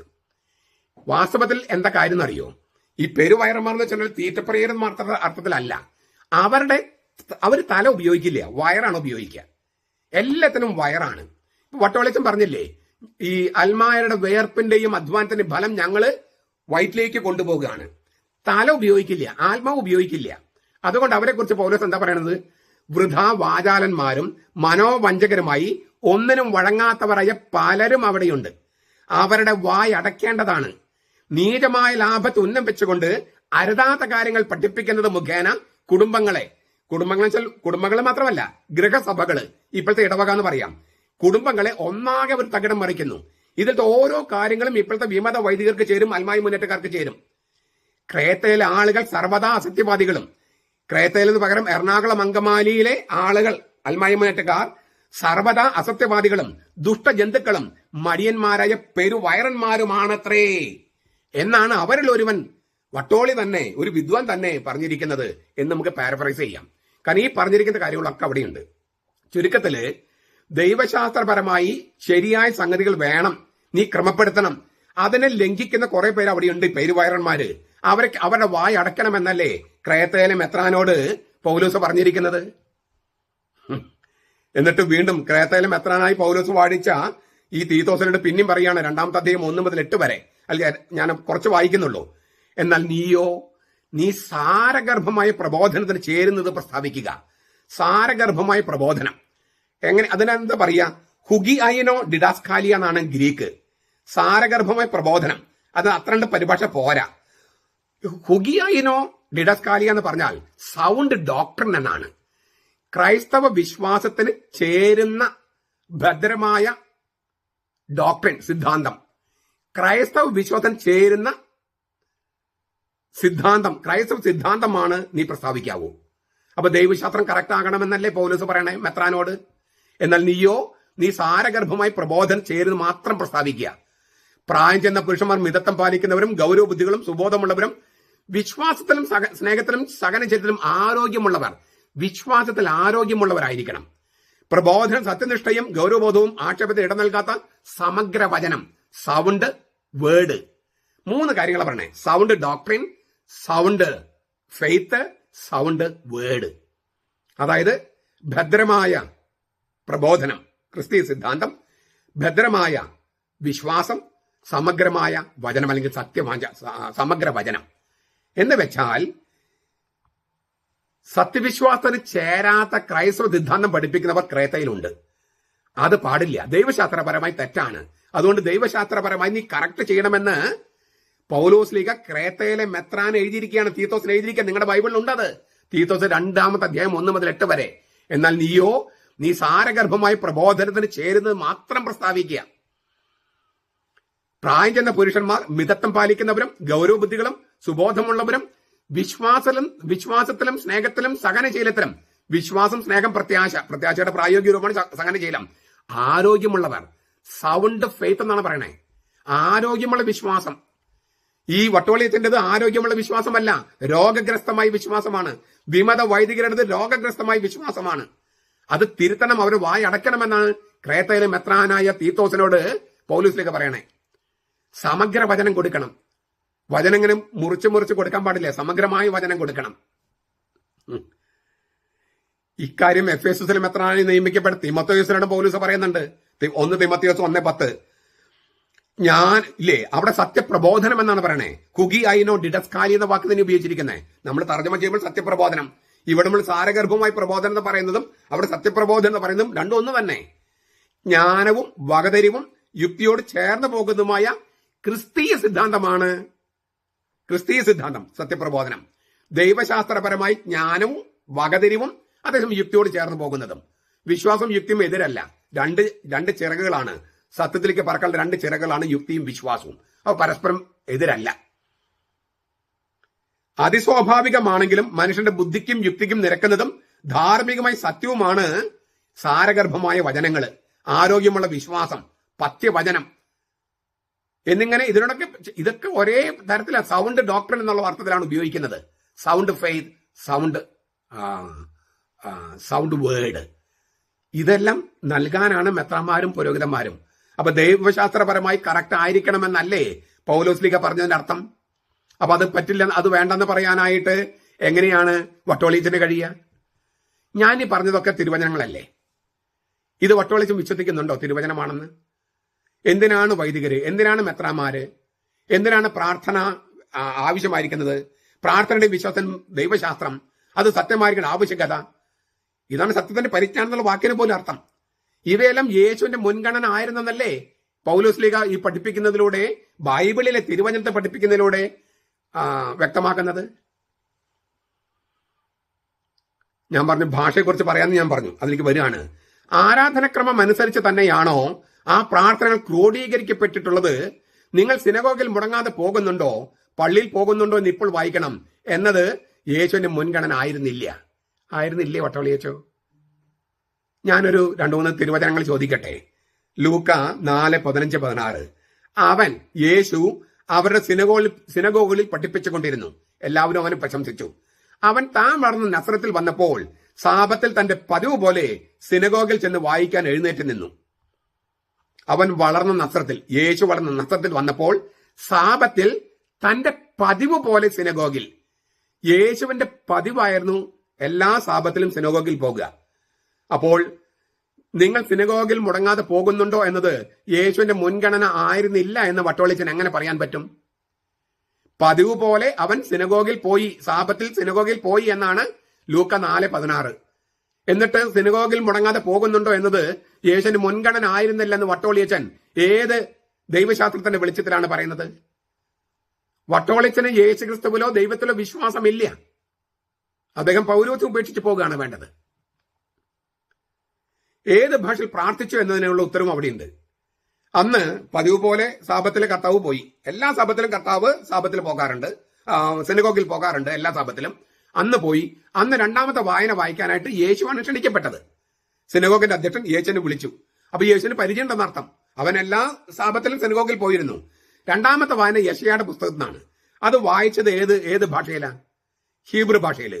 അന്നത്തെ സാധാരണക്കാർക്ക് ഹീബ്രു ഭാഷ അറിയാമായിരുന്നോ? ഇല്ല. അപ്പൊ യേശു വായിച്ചത് ഹീബ്രു ഭാഷയില്, വ്യാഖ്യാനം കൊടുത്തത് സുറിയാനിയുമായിട്ട് ബന്ധമുള്ള അരാമ്യ ഭാഷയില്. അതിനാണ് താർഗും എന്ന് പറയണേ. ഹീബ്രു ഭാഷയിലുള്ള വചനം വായിച്ചിട്ട് അതിന് അരാമിയ ഭാഷയിലോ സുറിയാനി ഭാഷയിലോ വ്യാഖ്യാനം കൊടുക്കുന്നതിനാണ് താർഗം എന്ന് പറയണേ. യേശു അവിടെ വ്യാഖ്യാനം കൊടുത്തത് അരാമിയ ഭാഷയിൽ. സാധാരണക്കാർക്ക് ഹീബ്രു അറിയില്ല, അതുകൊണ്ട് കർത്താവിനറിയാം. കർത്താവ് ഹീബ്രു ഭാഷയിൽ വചനം വായിച്ചു, എന്നിട്ട് അരാമിയ ഭാഷയിൽ, സുറിയാനിയുടെ ബന്ധമുള്ള അരാമിയ ഭാഷയിൽ വ്യാഖ്യാനം കൊടുത്തു, താർഗം കൊടുത്തു. അപ്പോ എന്തുകൊണ്ട് യേശു സാധാരണക്കാരുടെ അന്നത്തെ ഭാഷയായ അരാമിയ ഭാഷയിൽ വചനം വായിച്ചില്ല? എന്തുകൊണ്ട് ഹീബ്രു വായിച്ചു? ഹീബ്രു ഭാഷയാണ് വേദഭാഷ. യേശുവിന്റെ വേദഭാഷ ഹീബ്രു ആണ്. അതുകൊണ്ട് യേശു ഹീബ്രു ഭാഷ തന്നെ വേദം വായിച്ചു. സാധാരണക്കാർക്ക് അത് അറിയില്ല. 1962 വരെ നമ്മുടെ നാട്ടിൽ സുറിയാനിലാണ് കുർബാന. സുറിയാനി സാധാരണക്കാർക്ക് അറിയില്ല, അച്ഛന്മാർക്ക് മെത്രന്മാർക്ക് അറിയാമായിരുന്നു. അവർ പ്രസംഗം മലയാളത്തിൽ പറഞ്ഞു, ആ വ്യാഖ്യാനം. ഇങ്ങനെയായിരുന്നു പണ്ടും. യേശു ക്രിസ്തു അങ്ങനെ ചെയ്തിട്ടുണ്ട്. നമ്മെ സംബന്ധിച്ചിടത്തോളം യേശു സംസാരിച്ച അരാമിയ ഭാഷയും സുറിയാനി ഭാഷയും വേദഭാഷയാണ്. യേശുവിന് ഹീബ്രു ആയിരുന്നെങ്കിൽ. പിന്നെ ഗ്രീക്ക് നമുക്ക് വേദഭാഷയാണ്, ഗ്രീക്കിലാണ് പുതിയ നിയമം എഴുതപ്പെട്ടത്. അപ്പോൾ ഹീബ്രു, അരാമിയ, സുറിയാനി, പിന്നെ ഗ്രീക്ക്, പിന്നെ ബുൾഗാത്ത ബൈബിളാണ് കത്തോലിക്ക സഭയുടെ ഔദ്യോഗിക ബൈബിളെ സ്വീകരിച്ചത്, ലത്തീൻ. അപ്പൊ ലത്തീൻ ഭാഷ, ഇതൊക്കെ വിശുദ്ധ ഭാഷകളാണ്. ഹിന്ദുക്കൾക്ക് സംസ്കൃതം വിശുദ്ധ ഭാഷയായിരിക്കുന്ന പോലെ, മുസ്ലിംസിന് അറബി വിശുദ്ധ ഭാഷയായിരിക്കുന്ന പോലെ നമുക്ക് ഈ 5 ഭാഷകളും വിശുദ്ധമാണ്. അപ്പൊ ഏത് ഭാഷയിൽ പ്രാർത്ഥിച്ചു എന്നുള്ളത് പ്രധാനപ്പെട്ടതല്ലേ? യേശുവിന്റെ വാക്ക് മാത്രമല്ലോ, ജീവിതവും പ്രവൃത്തിയും പ്രധാനപ്പെട്ടതല്ലേ നമുക്ക്? മുടങ്ങാതെ പള്ളിയിൽ പോകണമെന്നത് യേശുവിന്റെ മുൻഗണനയല്ലത്രേ. അപ്പൊ ഈ 3-ാം പ്രമാണം എന്താണ് വട്ടവാളി വെച്ചോ? കർത്താവിന്റെ ദിവസം പരിശുദ്ധമായി ആചരിക്കണമെന്നല്ലേ ദൈവപ്രമാണങ്ങൾ 3-ാമത്തത്? ആ ദൈവപ്രമാണങ്ങൾ യേശുക്രിസ്തു റദ്ദ് ചെയ്തിട്ടുണ്ടോ? സാബത്ത് പരിശുദ്ധമായി ആചരിക്കണമെന്നുള്ള വാക്ക് തന്നെ മാറ്റിയിട്ട് കർത്താവിന്റെ ദിവസം പരിശുദ്ധമായി ആചരിക്കണമെന്നാണ്. അതെവിടുന്ന വരുന്ന ആ വാക്ക്? വെളിപാട് 1:10 കർത്താവിന്റെ ദിവസം പരിശുദ്ധമായി ആചരിക്കണം ദൈവപ്രമാണ. എന്നിട്ടത് യേശുവിന്റെ മുൻഗണനയല്ലേ? യേശു ദൈവപ്രമാണങ്ങളൊക്കെ റദ്ദ് ചെയ്തോ? നീ നിത്യജീവൻ പ്രാപിക്കാൻ ആഗ്രഹിക്കുന്നെങ്കിൽ ദൈവപ്രമാണങ്ങൾ പാലിക്കാനല്ലേ കർത്താവ് പറഞ്ഞത് ആ യുവാവിനോട്? തീർന്നില്ല. ഈ ആഴ്ചയുടെ ആദ്യ ദിവസം ഞായറാഴ്ച മുടങ്ങാതെ പള്ളി പോകണമെന്ന് ദൈവപ്രമാണം മാത്രമല്ല, ആദിമസഭ അത് ചെയ്തിരുന്നു. ഞായറാഴ്ച ആഴ്ചയുടെ ആദ്യ ദിവസം, അത് തേലക്കാട്ടച്ചൻ പറയുന്ന പോലെ കോൺസ്റ്റന്റൈൻ ചക്രവർത്തി 4-ാം നൂറ്റാണ്ടിൽ ഉണ്ടാക്കിയതല്ല. തേലക്കാട്ടത്തിനും വട്ടോളിയച്ചന്റെ അതേ അസുഖമുണ്ട്. ബൈബിളിലുള്ളത് മുഴുവൻ നിഷേധിച്ചിട്ട് ഈ പ്രത്യയശാസ്ത്രം കുത്തിക്കയറ്റുന്ന ഈ മാവോയിസ്റ്റ് കമ്മ്യൂണിസ്റ്റ് ഫിലോസഫി, അതാണ് എറണാകുളത്ത് നശിപ്പിച്ചത്. അത് തിരിച്ചെടുക്കാനുള്ള ശ്രമമാണ് ഞങ്ങൾ നടത്തിക്കൊണ്ടിരിക്കുന്നത്. ഞങ്ങളതിൽ വിജയിക്കും. കാരണം ഞങ്ങൾ കർത്താവിന്റെ കൂടെയാണ്. നിങ്ങൾ കമ്മ്യൂണിസ്റ്റ് മാർക്സിസ്റ്റുകാരൻ കാറൽ മാർക്സിന്റെ കൂടെ ആയിരിക്കാം. ഞങ്ങള് കർത്താവിന്റെ കൂടെയാണ്. കാറൽ മാർക്സ് ആണോ കർത്താവാണ് ജയിക്കാൻ? നമുക്ക് നോക്കാം. സ്ലീഹന്മാരുടെ നടപടി പുസ്തകം 27 ആഴ്ചവട്ടത്തിന് 1-ാം ദിവസത്തിൽ ഞങ്ങൾ അപ്പം മുറിക്കാൻ ഒരുമിച്ച് കൂടി.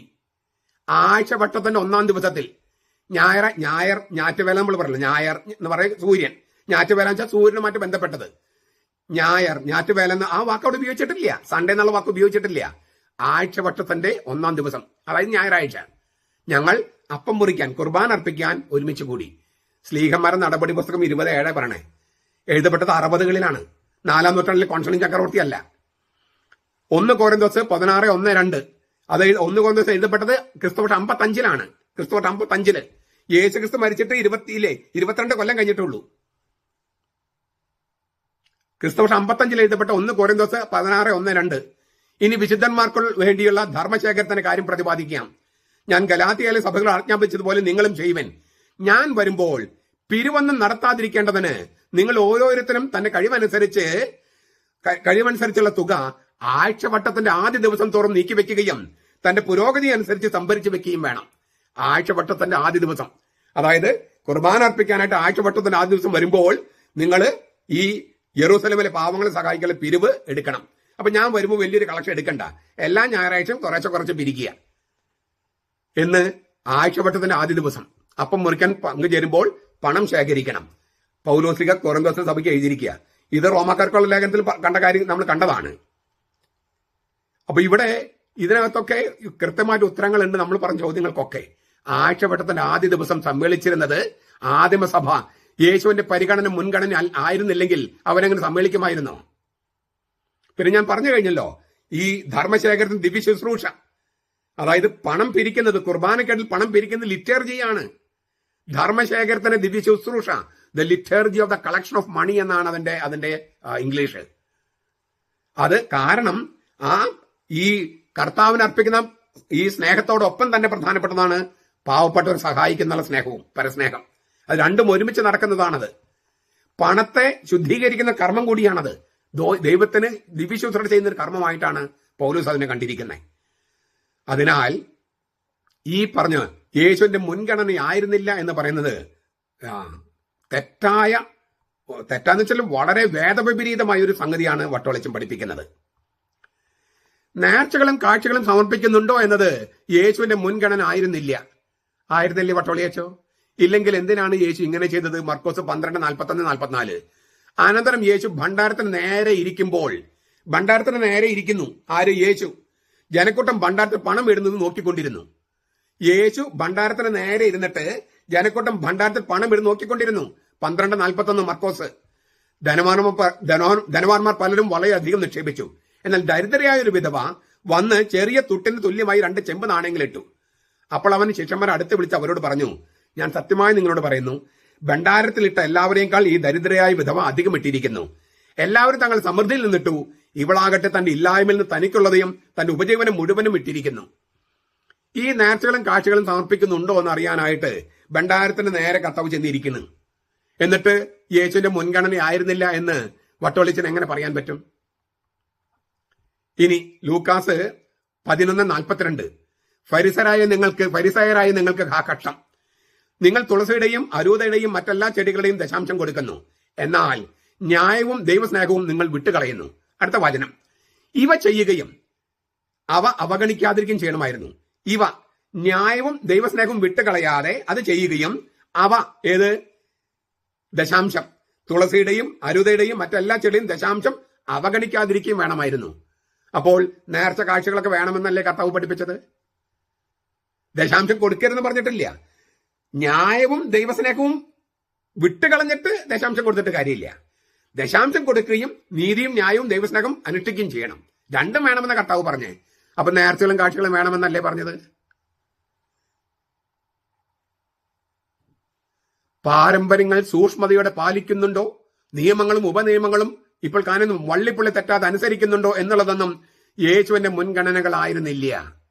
വട്ടോളിച്ചോ, തെറ്റാണ് അച്ഛന്റെ പ്രസ്താവന, തെറ്റാണ് ആയിരുന്നു. 1 കൊരിന്തോസ് 11:23-26. എന്തെന്നാൽ ഞാൻ കർത്താവിൽ നിന്ന് പ്രാപിച്ചതും നിങ്ങളെ ഭരമേൽപ്പിച്ചതുമായ കാര്യം ഇതാണ്. പാരമ്പര്യം. ഞാൻ കർത്താവിൽ നിന്ന് പ്രാപിച്ചതും നിങ്ങളെ ഭരമേൽപ്പിച്ചതുമായ കാര്യം കർത്താവ് എന്നിട്ട് പറഞ്ഞിട്ടാണ് ഈ കുർബാനയെ കുറിച്ച് പറയണേ. 1 കൊരിന്തോസ് 11:23 പൗലോസ് പറയാണ്, ഞാൻ കർത്താവിൽ നിന്ന് പ്രാപിച്ചതും നിങ്ങളെ ഭരമേൽപ്പിച്ചതുമായ പാരമ്പര്യം ഇതാണ്. 1 തെസ്സലോനിക്കക്കാർക്ക് എഴുതിയ 1-ാമത്തെ ലേഖനം 2:13, ഞങ്ങളിൽ നിന്ന് നിങ്ങൾ കേട്ട ദൈവവചനം മനുഷ്യന്റെ വചനമല്ല, മനുഷ്യന്റെ വചനമായിട്ടല്ല, സത്യമായിട്ടും ദൈവത്തിന്റെ വചനമായിട്ട് തന്നെ നിങ്ങൾ കൈക്കൊണ്ടതിനാൽ പാരാലംബാനോ എന്നാണ് ഗ്രീക്ക്. അതിൽ നിന്നാണ് പാരാദോസിസ്, പാരമ്പര്യം എന്ന വാക്ക് വരണേ. നമ്മൾ ദൈവത്തിൽ നിന്ന് ദൈവത്തിന്റെ വചനമായി കൈക്കൊള്ളുന്നതാണ് പാരമ്പര്യം, വിശുദ്ധ പാരമ്പര്യം. ആ വിശുദ്ധ പാരമ്പര്യത്തിൽ നിന്നാണ് ചില വചനങ്ങൾ എഴുതപ്പെട്ടത്. എല്ലാം എഴുതപ്പെട്ടിട്ടില്ല. യേശുക്രിസ്തു ചെയ്തോ അനേകം കാര്യങ്ങളുണ്ട്, അവയൊന്നും എഴുതപ്പെട്ടിട്ടില്ല. എഴുതപ്പെട്ടിരുന്നെങ്കിൽ അത് ഉൾക്കൊള്ളാൻ ലോകത്തിന് കഴിയില്ലായിരുന്നതാണ് യോഹന്നാന്റെ സുവിശേഷം 21-ാമത്തെ അധ്യായത്തിൽ കിടക്കണേ.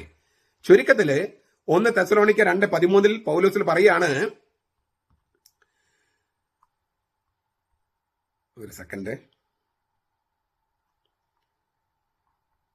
1 തെസ്സലോനിക്ക 2:13 പൗലോസ് പറഞ്ഞ വചനം നമുക്ക് ഒന്നുകൂടി കേൾക്കാം. അത്, ഞങ്ങളിൽ നിന്ന് നിങ്ങൾ കേട്ട ദൈവവചനം മനുഷ്യന്റെ വചനമായിട്ടല്ല, സത്യമായിട്ടും ദൈവത്തിന്റെ വചനമായിട്ട് തന്നെ നിങ്ങൾ കൈക്കൊണ്ടതിനാൽ ഞങ്ങൾ ദൈവത്തിന് ഇടപെടാതെ കഥ ചേർപ്പിക്കുന്നു.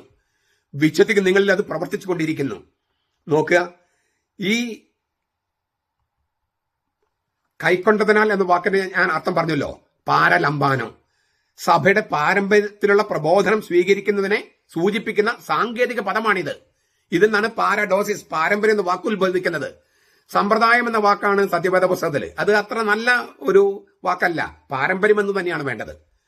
ഈ 1 തെസ്സലോനിക്ക 4:1 1 കൊരിന്തോസ് 11:23, 15:1, 15:3 ഇത് ആവർത്തിച്ചിട്ടുണ്ട്. പാരാഡോസിസ്, പാരമ്പര്യം. അപ്പോൾ എങ്ങനെയാണ് ഈ വട്ടോളിയച്ചന് പാരമ്പര്യങ്ങൾ സൂക്ഷ്മതയോടെ പാലിക്കുന്നുണ്ടോ എന്നത് ക്രിസ്തുവിന്റെ പരിഗണന ആയിരുന്നില്ല എന്ന് പറയാൻ പറ്റണേ? പരിഗണന ആയിരുന്നു. 1 കൊരിന്തോസ് 15:1-3, 15-ാമത്തെ അധ്യായം 1-3 വാക്യങ്ങള്. സഹോദരന്മാരെ, ഞാൻ നിങ്ങളോട് പ്രഖ്യാപിച്ച സുവിശേഷം ഞാൻ ഇപ്പോൾ നിങ്ങൾ ഓർമ്മിപ്പിക്കുന്നു. മുമ്പ് പ്രഖ്യാപിച്ചത് ഓർമ്മിപ്പിക്കുകയാണ്. അതാണ് നിങ്ങൾ സ്വീകരിച്ചത്, അതിലാണ് നിങ്ങൾ നിലനിൽക്കുന്നത്, അതുകൊണ്ടാണ് നിങ്ങൾ രക്ഷിക്കപ്പെടുന്നത്. എനിക്ക് ലഭിച്ചത്, 3-ാമത്തെ വാക്യം, എനിക്ക് ലഭിച്ചത് സർവപ്രധാനമായി കരുതി ഞാൻ നിങ്ങൾക്ക് ഏൽപ്പിച്ചെന്നു. എനിക്ക് ലഭിച്ചത്, പാരമ്പര്യത്തിൽ നിന്ന് എനിക്ക് ലഭിച്ചത്, സഭയുടെ പാരമ്പര്യത്തിൽ എനിക്ക് ലഭിച്ചത് സർവപ്രധാനമായി ഞാൻ നിങ്ങൾക്ക് ഏൽപ്പിച്ചെന്നു. ഉത്ഥാനത്തെക്കുറിച്ച് പാലസ്തീനയിലെ ആദിമസഭയിൽ നിലനിന്നിരുന്ന വിശ്വാസ പ്രഘോഷ പാരമ്പര്യമാണ് പൗലോസ് എടുത്തെഴുതുന്നത്. റോമാലേഖനം 10:9 കാണാതെ. അന്ത്യവിരുന്നിന്റെ വിവരണത്തിൽ എന്ന പോലെ ഇവിടെയും സ്വമേധയല്ല താൻ സംസാരിക്കുന്നതെന്ന് പൗലോസ് അർത്ഥശങ്കയ്ക്ക് ഇടയില്ലാത്ത വിധം ഊന്നിപ്പറയാണ്. എനിക്ക് ലഭിച്ചത് സർവപ്രധാനമായി കരുതി ഞാൻ നിങ്ങൾക്ക് ഏൽപ്പിച്ചതെന്നു. കൈമാറുന്ന പാരമ്പര്യം എന്ന അർത്ഥത്തിൽ യഹൂദ വൃത്തങ്ങൾ ഉപയോഗിച്ചിരുന്ന പാരഡിഡോം എന്ന വാക്കാണ് പൗലോസ് ഉപയോഗിക്കുന്നത്. ഇതിന്റെ നാമരൂപമാണ് പാരഡോസിസ്, പാരമ്പര്യം, വിശുദ്ധ പാരമ്പര്യം. രണ്ടു തരം പാരമ്പര്യമുണ്ട്, മാനുഷിക പാരമ്പര്യവും ദൈവിക പാരമ്പര്യവും. ക്രിസ്തുവിൽ നിന്ന് ലഭിച്ചത്, സ്ലീഹന്മാരിൽ നിന്ന് ലഭിച്ചത് ദൈവിക പാരമ്പര്യമാണ്. ആ പാരമ്പര്യങ്ങൾ സൂക്ഷ്മതയോടെ പാലിക്കണമെന്ന് പൗലോസ് എഴുതിയിരിക്കുകയാണ്. ഇതേക്കുറിച്ച് ബെനഡിക്ട് മാർപ്പാപ്പ പറയുന്ന കാര്യമൊന്നും പറയാം ഞാൻ. മാർപ്പാപ്പമാര് പറയുന്നത് വട്ടോളിക്കൊക്കെ ബോധ്യാവോ വിമത വൈദികർക്ക് ബോധ്യാവോ എനിക്ക് അറിഞ്ഞുകൂടാ. പക്ഷേ നസ്രത്തിൽ യേശു എന്ന പുസ്തകത്തിനകത്ത് ബെനഡിക്ട് മാർപ്പാപ്പ പറയുന്ന കാര്യം, മാർപ്പാപ്പ കത്തോലിക്ക സഭയുടെ പരമാധ്യക്ഷനാണല്ലോ, അവർക്ക് മാർപ്പാപ്പ ധിക്കരിക്കണമെന്ന് പറഞ്ഞ് നടക്കുന്നവർക്ക് അത് ശരിയായില്ലായിരിക്കാം. പക്ഷെ കത്തോലിക്കർക്ക് പരമാധ്യക്ഷനാണ്. അതുകൊണ്ട് പ്രത്യേകിച്ചും ബെനഡിക്ട് മാർപ്പാപ്പ എന്ന് പറഞ്ഞാൽ നമുക്കറിയാം, രണ്ടാമത്തെ സൂനോദം തൊട്ട് എന്നുവെച്ചാൽ 62 മുതല് ഇപ്പൊ ഈ അദ്ദേഹം മരിക്കുന്നത് വരെ അദ്ദേഹമായിരുന്നു കത്തോലിക്ക സഭ നയിച്ചുകൊണ്ടിരുന്നത്. പ്രത്യേകിച്ചും ദൈവശാസ്ത്രപരമായ കാര്യങ്ങളിലും വളരെ പ്രസക്തമായ സഭയുടെ പ്രബോധനങ്ങൾ സംബന്ധിച്ചും പകർന്നു കിട്ടിയ പാരമ്പര്യത്തിന്റെയും പകർന്നു കൊടുക്കുന്ന പാരമ്പര്യത്തിന്റെയും വിശ്വാസ ചങ്ങലയിൽ ഒരു കണ്ണി മാത്രമായിട്ട് പൗലോസ് തന്നെ ബോധവും പ്രതിഷ്ഠിക്കുക. പകർന്നു കിട്ടിയ പാരമ്പര്യത്തിന്റെയും പകർന്നു കൊടുക്കുന്ന പാരമ്പര്യത്തിന്റെയും വിശ്വാസ ചങ്ങലയിലെ ഒരു കണ്ണി മാത്രമാണ് പൗലോസ്. അത് പൗലോസ് ബോധപൂർവം തന്നെ അതിൽ ആ കണ്ണിയിൽ പ്രതിഷ്ഠിക്കുകയാണ്. ഈ പാരമ്പര്യ കണ്ണിയിൽ വിശുദ്ധ പാരമ്പര്യം സ്വീകരിക്കുകയും അത് മറ്റുള്ളവർക്ക് കൈമാറുകയും ചെയ്യുന്നവരുടെ നിരയിലെ ഒരു കണ്ണി മാത്രമാണ് പൗലോസ്. എല്ലാം എന്തിനാശ്രയിച്ചിരിക്കുന്നുവോ, എന്തിനാധാരമാക്കിയാണോ മറ്റെല്ലാം നിലനിൽക്കുന്നത്, ആ അന്തസത്തയോടുള്ള വിശ്വസ്തതയാണ് മുഖ്യം. ആ അന്തസത്തയാണ് വിശുദ്ധ പാരമ്പര്യം. സാരവത്തായ ഘടകം ആവശ്യപ്പെടുന്ന ഒരേ ഒരു സംഗതി വിശുദ്ധ പാരമ്പര്യത്തോടുള്ള വിശ്വസ്തതയാണ്. എന്നിട്ട് വട്ടോളി പറയുക, പാരമ്പര്യങ്ങൾ സൂക്ഷ്മമായി പാലിക്കുന്നത് യേശുവിന്റെ പരിഗണനയിൽ വരുന്ന വിഷയമല്ല എന്ന് പറയാൻ വട്ടോളിക്ക് എന്ത് ധാർമ്മികതയാണുള്ളത്, എന്ത് വിശ്വാസതയാണുള്ളത്? കർത്താവിനെ പാടെ നിരാകരിക്കുന്ന വട്ടോളി കത്തോലിക്കനായിരിക്കാൻ അർഹതയുണ്ടോ? വിമത വൈദികർക്ക് കത്തോലിക്കനായിരിക്കാൻ അർഹതയുണ്ടോ? അൽമായ മുന്നേറ്റക്കാർക്ക് കത്തോലിക്കനായിരിക്കാൻ അർഹതയുണ്ടോ? പകർന്നു കിട്ടിയ വിശുദ്ധ പാരമ്പര്യത്തിലുള്ള കൂറ് സാരവത്തായ ഘടകങ്ങളുടെ കൂറാണ്. ഉത്തുതരെ നേരിട്ട് കണ്ടതിനെ കുറിച്ചും കർത്താവിൽ നേരിട്ട് സഭയുടെ മധ്യസ്ഥത ഇല്ലാതെ അപ്പസ്തോലികത്വം സ്വീകരിച്ചതിനെ കുറിച്ചും എന്നും വാചാലമായി സംസാരിച്ചിട്ടുള്ള പൗലോസാണ് ഇവിടെ അടിവരയിട്ട് സ്ഥാപിക്കുന്നത്. സഭയുടെ വിശ്വാസ പൈതൃകത്തിൽ നിന്ന് തനിക്ക് പകർന്നു കിട്ടിയതിനോടുള്ള അക്ഷരാർത്ഥത്തിലുള്ള വിശ്വസ്തതയാണ് തനിക്കുള്ളത്. സഭയല്ല തനിക്ക് ദൈവവിളി തന്നതെന്ന് വാതോരത പറഞ്ഞിരുന്ന പൗലോസ് ഇവിടെ സഭയിൽ നിന്നും പകർന്നു കിട്ടിയ പാരമ്പര്യത്തിന്റെ ഭാവമണ്ഡലത്തെ ആ തിളക്കത്തോട് ഊന്നി പറയാണ്. സഭയുടെ ആരംഭം മുതലുള്ള പൊതുവിശ്വാസ പൈതൃകത്തോട് 100% കൂറു പുലർത്തുന്നു എന്നാണ് പൗലോസ് വ്യക്തമാക്കുന്നത്. നിങ്ങൾ നിലകൊള്ളുന്നതും നിങ്ങൾക്ക് രക്ഷ പകർന്നു തന്നതും നിങ്ങൾ അചഞ്ചരായി മുറുകെ പിടിക്കുന്നതുമായ വചനമാണ്. ഞാൻ നിങ്ങളോട് പ്രസംഗിച്ച ആ വചനമാണ് പൗലോസ് പറയുന്ന സുവിശേഷത്തിന്റെ അടിസ്ഥാന ശീല. ആ വചനം, അതായത് ആ വചനം പദാനുപദമായി രൂപപ്പെടുത്തിയിരിക്കുന്നത് തന്നെ സുപ്രധാനമാണ്. വചനം മാത്രമല്ല, വചനത്തിന്റെ രൂപശില്പവും പ്രധാനപ്പെട്ടതാണ്. അതായത് ഈ കേന്ദ്ര സന്ദേശത്തിലുള്ള ഉള്ളടക്കം മാത്രമല്ല, പദാനുപദമായുള്ള പദവിന്യാസവും വിശ്വാസം ആക്ഷരികമായി രേഖപ്പെടുത്തിയിരിക്കുന്ന ക്രമം, പദക്രമം തെല്ലും മായം ചേർക്കാതെ വള്ളിപ്പുള്ളി തെറ്റാതെ സംരക്ഷിക്കേണ്ടതുണ്ടെന്നാണ് പൗലോസ് പറയണേ. എനിക്ക് ലഭിച്ചത് ഏറ്റവും സർവപ്രധാനമായി ഞാൻ അങ്ങനെ തന്നെ കൈമാറുന്നു, ഒരു വാക്ക് പോലും മാറ്റം വരുത്താതെ. സഭയുടെ ഏറ്റവും പ്രാചീനമായ വിശ്വാസ പൈതൃകത്തോടുള്ള ഈ സന്ധിബന്ധമാണ് വിശ്വാസത്തിന്റെ ഐക്യതയുടെയും സാർവലൗകികമായി അത് അനുസരിക്കാൻ ബാധ്യതമാക്കുന്ന അതിന്റെ സ്വഭാവത്തിന്റെയും ഉറവിടം. ഇതാണ് ബെനഡിക്ട് മാർപ്പാപ്പ പറയണേ. ഇതിൽ കൂടുതൽ വ്യക്തമായിട്ട് പറയാൻ എനിക്ക് അറിഞ്ഞുകൂടാ. അപ്പോൾ പാരമ്പര്യങ്ങൾ സൂക്ഷ്മമായി പാലിക്കേണ്ടത് യേശുവിന്റെ പരിഗണനയുടെ വിഷയമല്ലായിരുന്നുവെന്ന് വട്ടോളീച്ചൻ പറയുന്നത് ശുദ്ധ തെറ്റാണ്, വേദവിപരീതമാണ്, സഭാവിരുദ്ധമാണ്. മെത്രാമാര് ശക്തമായ നടപടിയെടുക്കണം. രാജി സ്വീകരിച്ചാൽ മാത്രം പോരാ. രാജി സ്വീകരിക്കുന്ന സമ്മർദ്ദ തന്ത്രമാണെങ്കിൽ ഇനി ഈ രാജി പിൻവലിക്കാതെ രാജി സ്വീകരിക്കാതെയും ഈ വട്ടോളിയെ പോലുള്ള വിമത വൈദികരെ സംരക്ഷിക്കുകയും ചെയ്താല് മെത്രാമാര് വട്ടോളിയെ പോലെ വേദവിപരീതത്തിൽ ചെന്ന് ചാടും. ഇപ്പൊ തന്നെ അവർ ചെന്ന് ചാടിയിട്ടുണ്ടെന്നാണ് ഞാൻ വിചാരിക്കണേ. ഈ എറണാകുളം അങ്കമാലി അതിരൂപതയെ നയിക്കുന്ന 2 മെത്രാന്മാര് വേദവിപരീതത്തിലും പാഷണ്ഡതയിലും ശീഷ്മയിലുമാണ് ഞാൻ ഉറച്ചു വിശ്വസിക്കുന്നു, മറിച്ച് അവർ തെളിയിക്കുന്നത് വരെ. അപ്പൊ ഇത് വട്ടോളിക്കുള്ള മറുപടി മാത്രമല്ല, ഇത് സകല മെത്രാന്മാർക്കും കത്തോലിക്ക സഭയ്ക്ക് ഉള്ളിലുള്ള സകലർക്കുള്ള ഒരു മറുപടി കൂടിയാണ് ഞാൻ പറയുന്നത്. ഞാൻ പറയുന്നതിൽ തെറ്റുണ്ടെങ്കിൽ നിങ്ങൾക്ക് ചൂണ്ടിക്കാണിക്കാം. ഞാൻ തിരുവചനങ്ങൾ ഉപയോഗിച്ചും സഭയുടെ കത്തോലിക്ക സഭയുടെ പ്രബോധനം കോട്ട് ചെയ്തും കത്തോലിക്ക സഭയുടെ മതബോധനവും മാർപ്പാപ്പയുടെ പ്രബോധനവും ഒക്കെ കോട്ട് ചെയ്താണ് ഞാൻ സംസാരിച്ചത്. വട്ടോളിച്ചനെ ഞാൻ നേരിട്ട് അറിയില്ല. എനിക്ക് അദ്ദേഹത്തിന് വ്യക്തിപരമായി യാതൊരു വിരോധവുമില്ല. അദ്ദേഹം മാനസാന്തരപ്പെട്ട് കത്തോലിക്ക വിശ്വാസത്തിൽ വരണമെന്നും ഒക്കെയാണ് എന്റെ ആഗ്രഹം. പക്ഷേ അതിന് തയ്യാറല്ലെങ്കിൽ വൈദിക വൃത്തി തന്നെയും കത്തോലിക്ക സഭയും ഉപേക്ഷിക്കണം. കമ്മ്യൂണിസ്റ്റ്, മാവോയിസ്റ്റ് ഫിലോസഫി ഉള്ളത് അവർക്ക് പ്രവർത്തിക്കുന്ന വേറെ പാർട്ടി ഉണ്ടല്ലോ. കത്തോലിക്ക സഭയുടെ ആവശ്യമില്ല. അതിന് വഴിയൊരുക്കുകയാണ് മെത്രാന്മാർക്ക് ഈ ദൈവവചനത്തിൽ വിശ്വാസമുണ്ടെങ്കിൽ, സഭയുടെ പ്രബോധനങ്ങളിൽ വിശ്വാസമുണ്ടെങ്കിൽ ചെയ്യേണ്ടത്. അത് ഇനിയും പ്രത്യേകിച്ച് എറണാകുളത്തെ മെത്രാന്മാര് അത് ഇനിയും തെളിയിക്കേണ്ടിയിരിക്കുന്നു. അതുവരെ നിങ്ങളും സംശയത്തിന്റെ നിഴലിലാണ്. നിങ്ങൾ കത്തോലിക്ക വിശ്വാസം നിങ്ങൾക്കുണ്ട് എന്ന് മെത്രാന്മാരും തെളിയിക്കട്ടെ, വിമത വൈദികരും തെളിയിക്കട്ടെ, മുന്നേറ്റക്കാരും തെളിയിക്കട്ടെ, വട്ടോളിച്ചനും തെളിയിക്കട്ടെ. അതിന് മെത്രാന്മാർ വഴിയൊരുക്കട്ടെ എന്ന് ഞാൻ ആശംസിക്കുന്നു, പ്രാർത്ഥിക്കുന്നു. ഞാൻ ഒരിക്കൽ കൂടി പറയാണ്, തുടക്കത്തിൽ പറഞ്ഞത്, ഇത് വെറുതെ വട്ടോളിച്ചിന് കൊടുത്ത മറുപടി മാത്രമല്ല.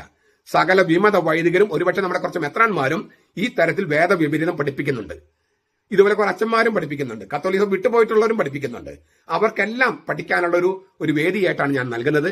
ഇതൊരു ക്ലാസ് ആയിട്ട് കാണണം, വേറൊരു വീഡിയോ ആയിട്ട് കാണരുത്. ഞാൻ പറഞ്ഞ വചനങ്ങളൊക്കെ നിങ്ങൾ വെച്ചിട്ട് നിങ്ങളിത് ചർച്ച ചെയ്യണമെന്ന് ഞാൻ വീണ്ടും വീണ്ടും അപേക്ഷിക്കുകയാണ്. കർത്താവ് നമ്മളെ അനുഗ്രഹിക്കട്ടെ. നമ്മുടെ കർത്താവ് ഈശോ മിശിഹായുടെ കൃപയും പിതാവായ ദൈവത്തിന്റെ സ്നേഹവും പരിശുദ്ധാത്മാവിന്റെ സഹവാസവും നാം എല്ലാവരോടും കൂടി ഉണ്ടായിരിക്കട്ടെ, ഇപ്പോഴും എപ്പോഴും എന്നേക്കും. ആമേൻ.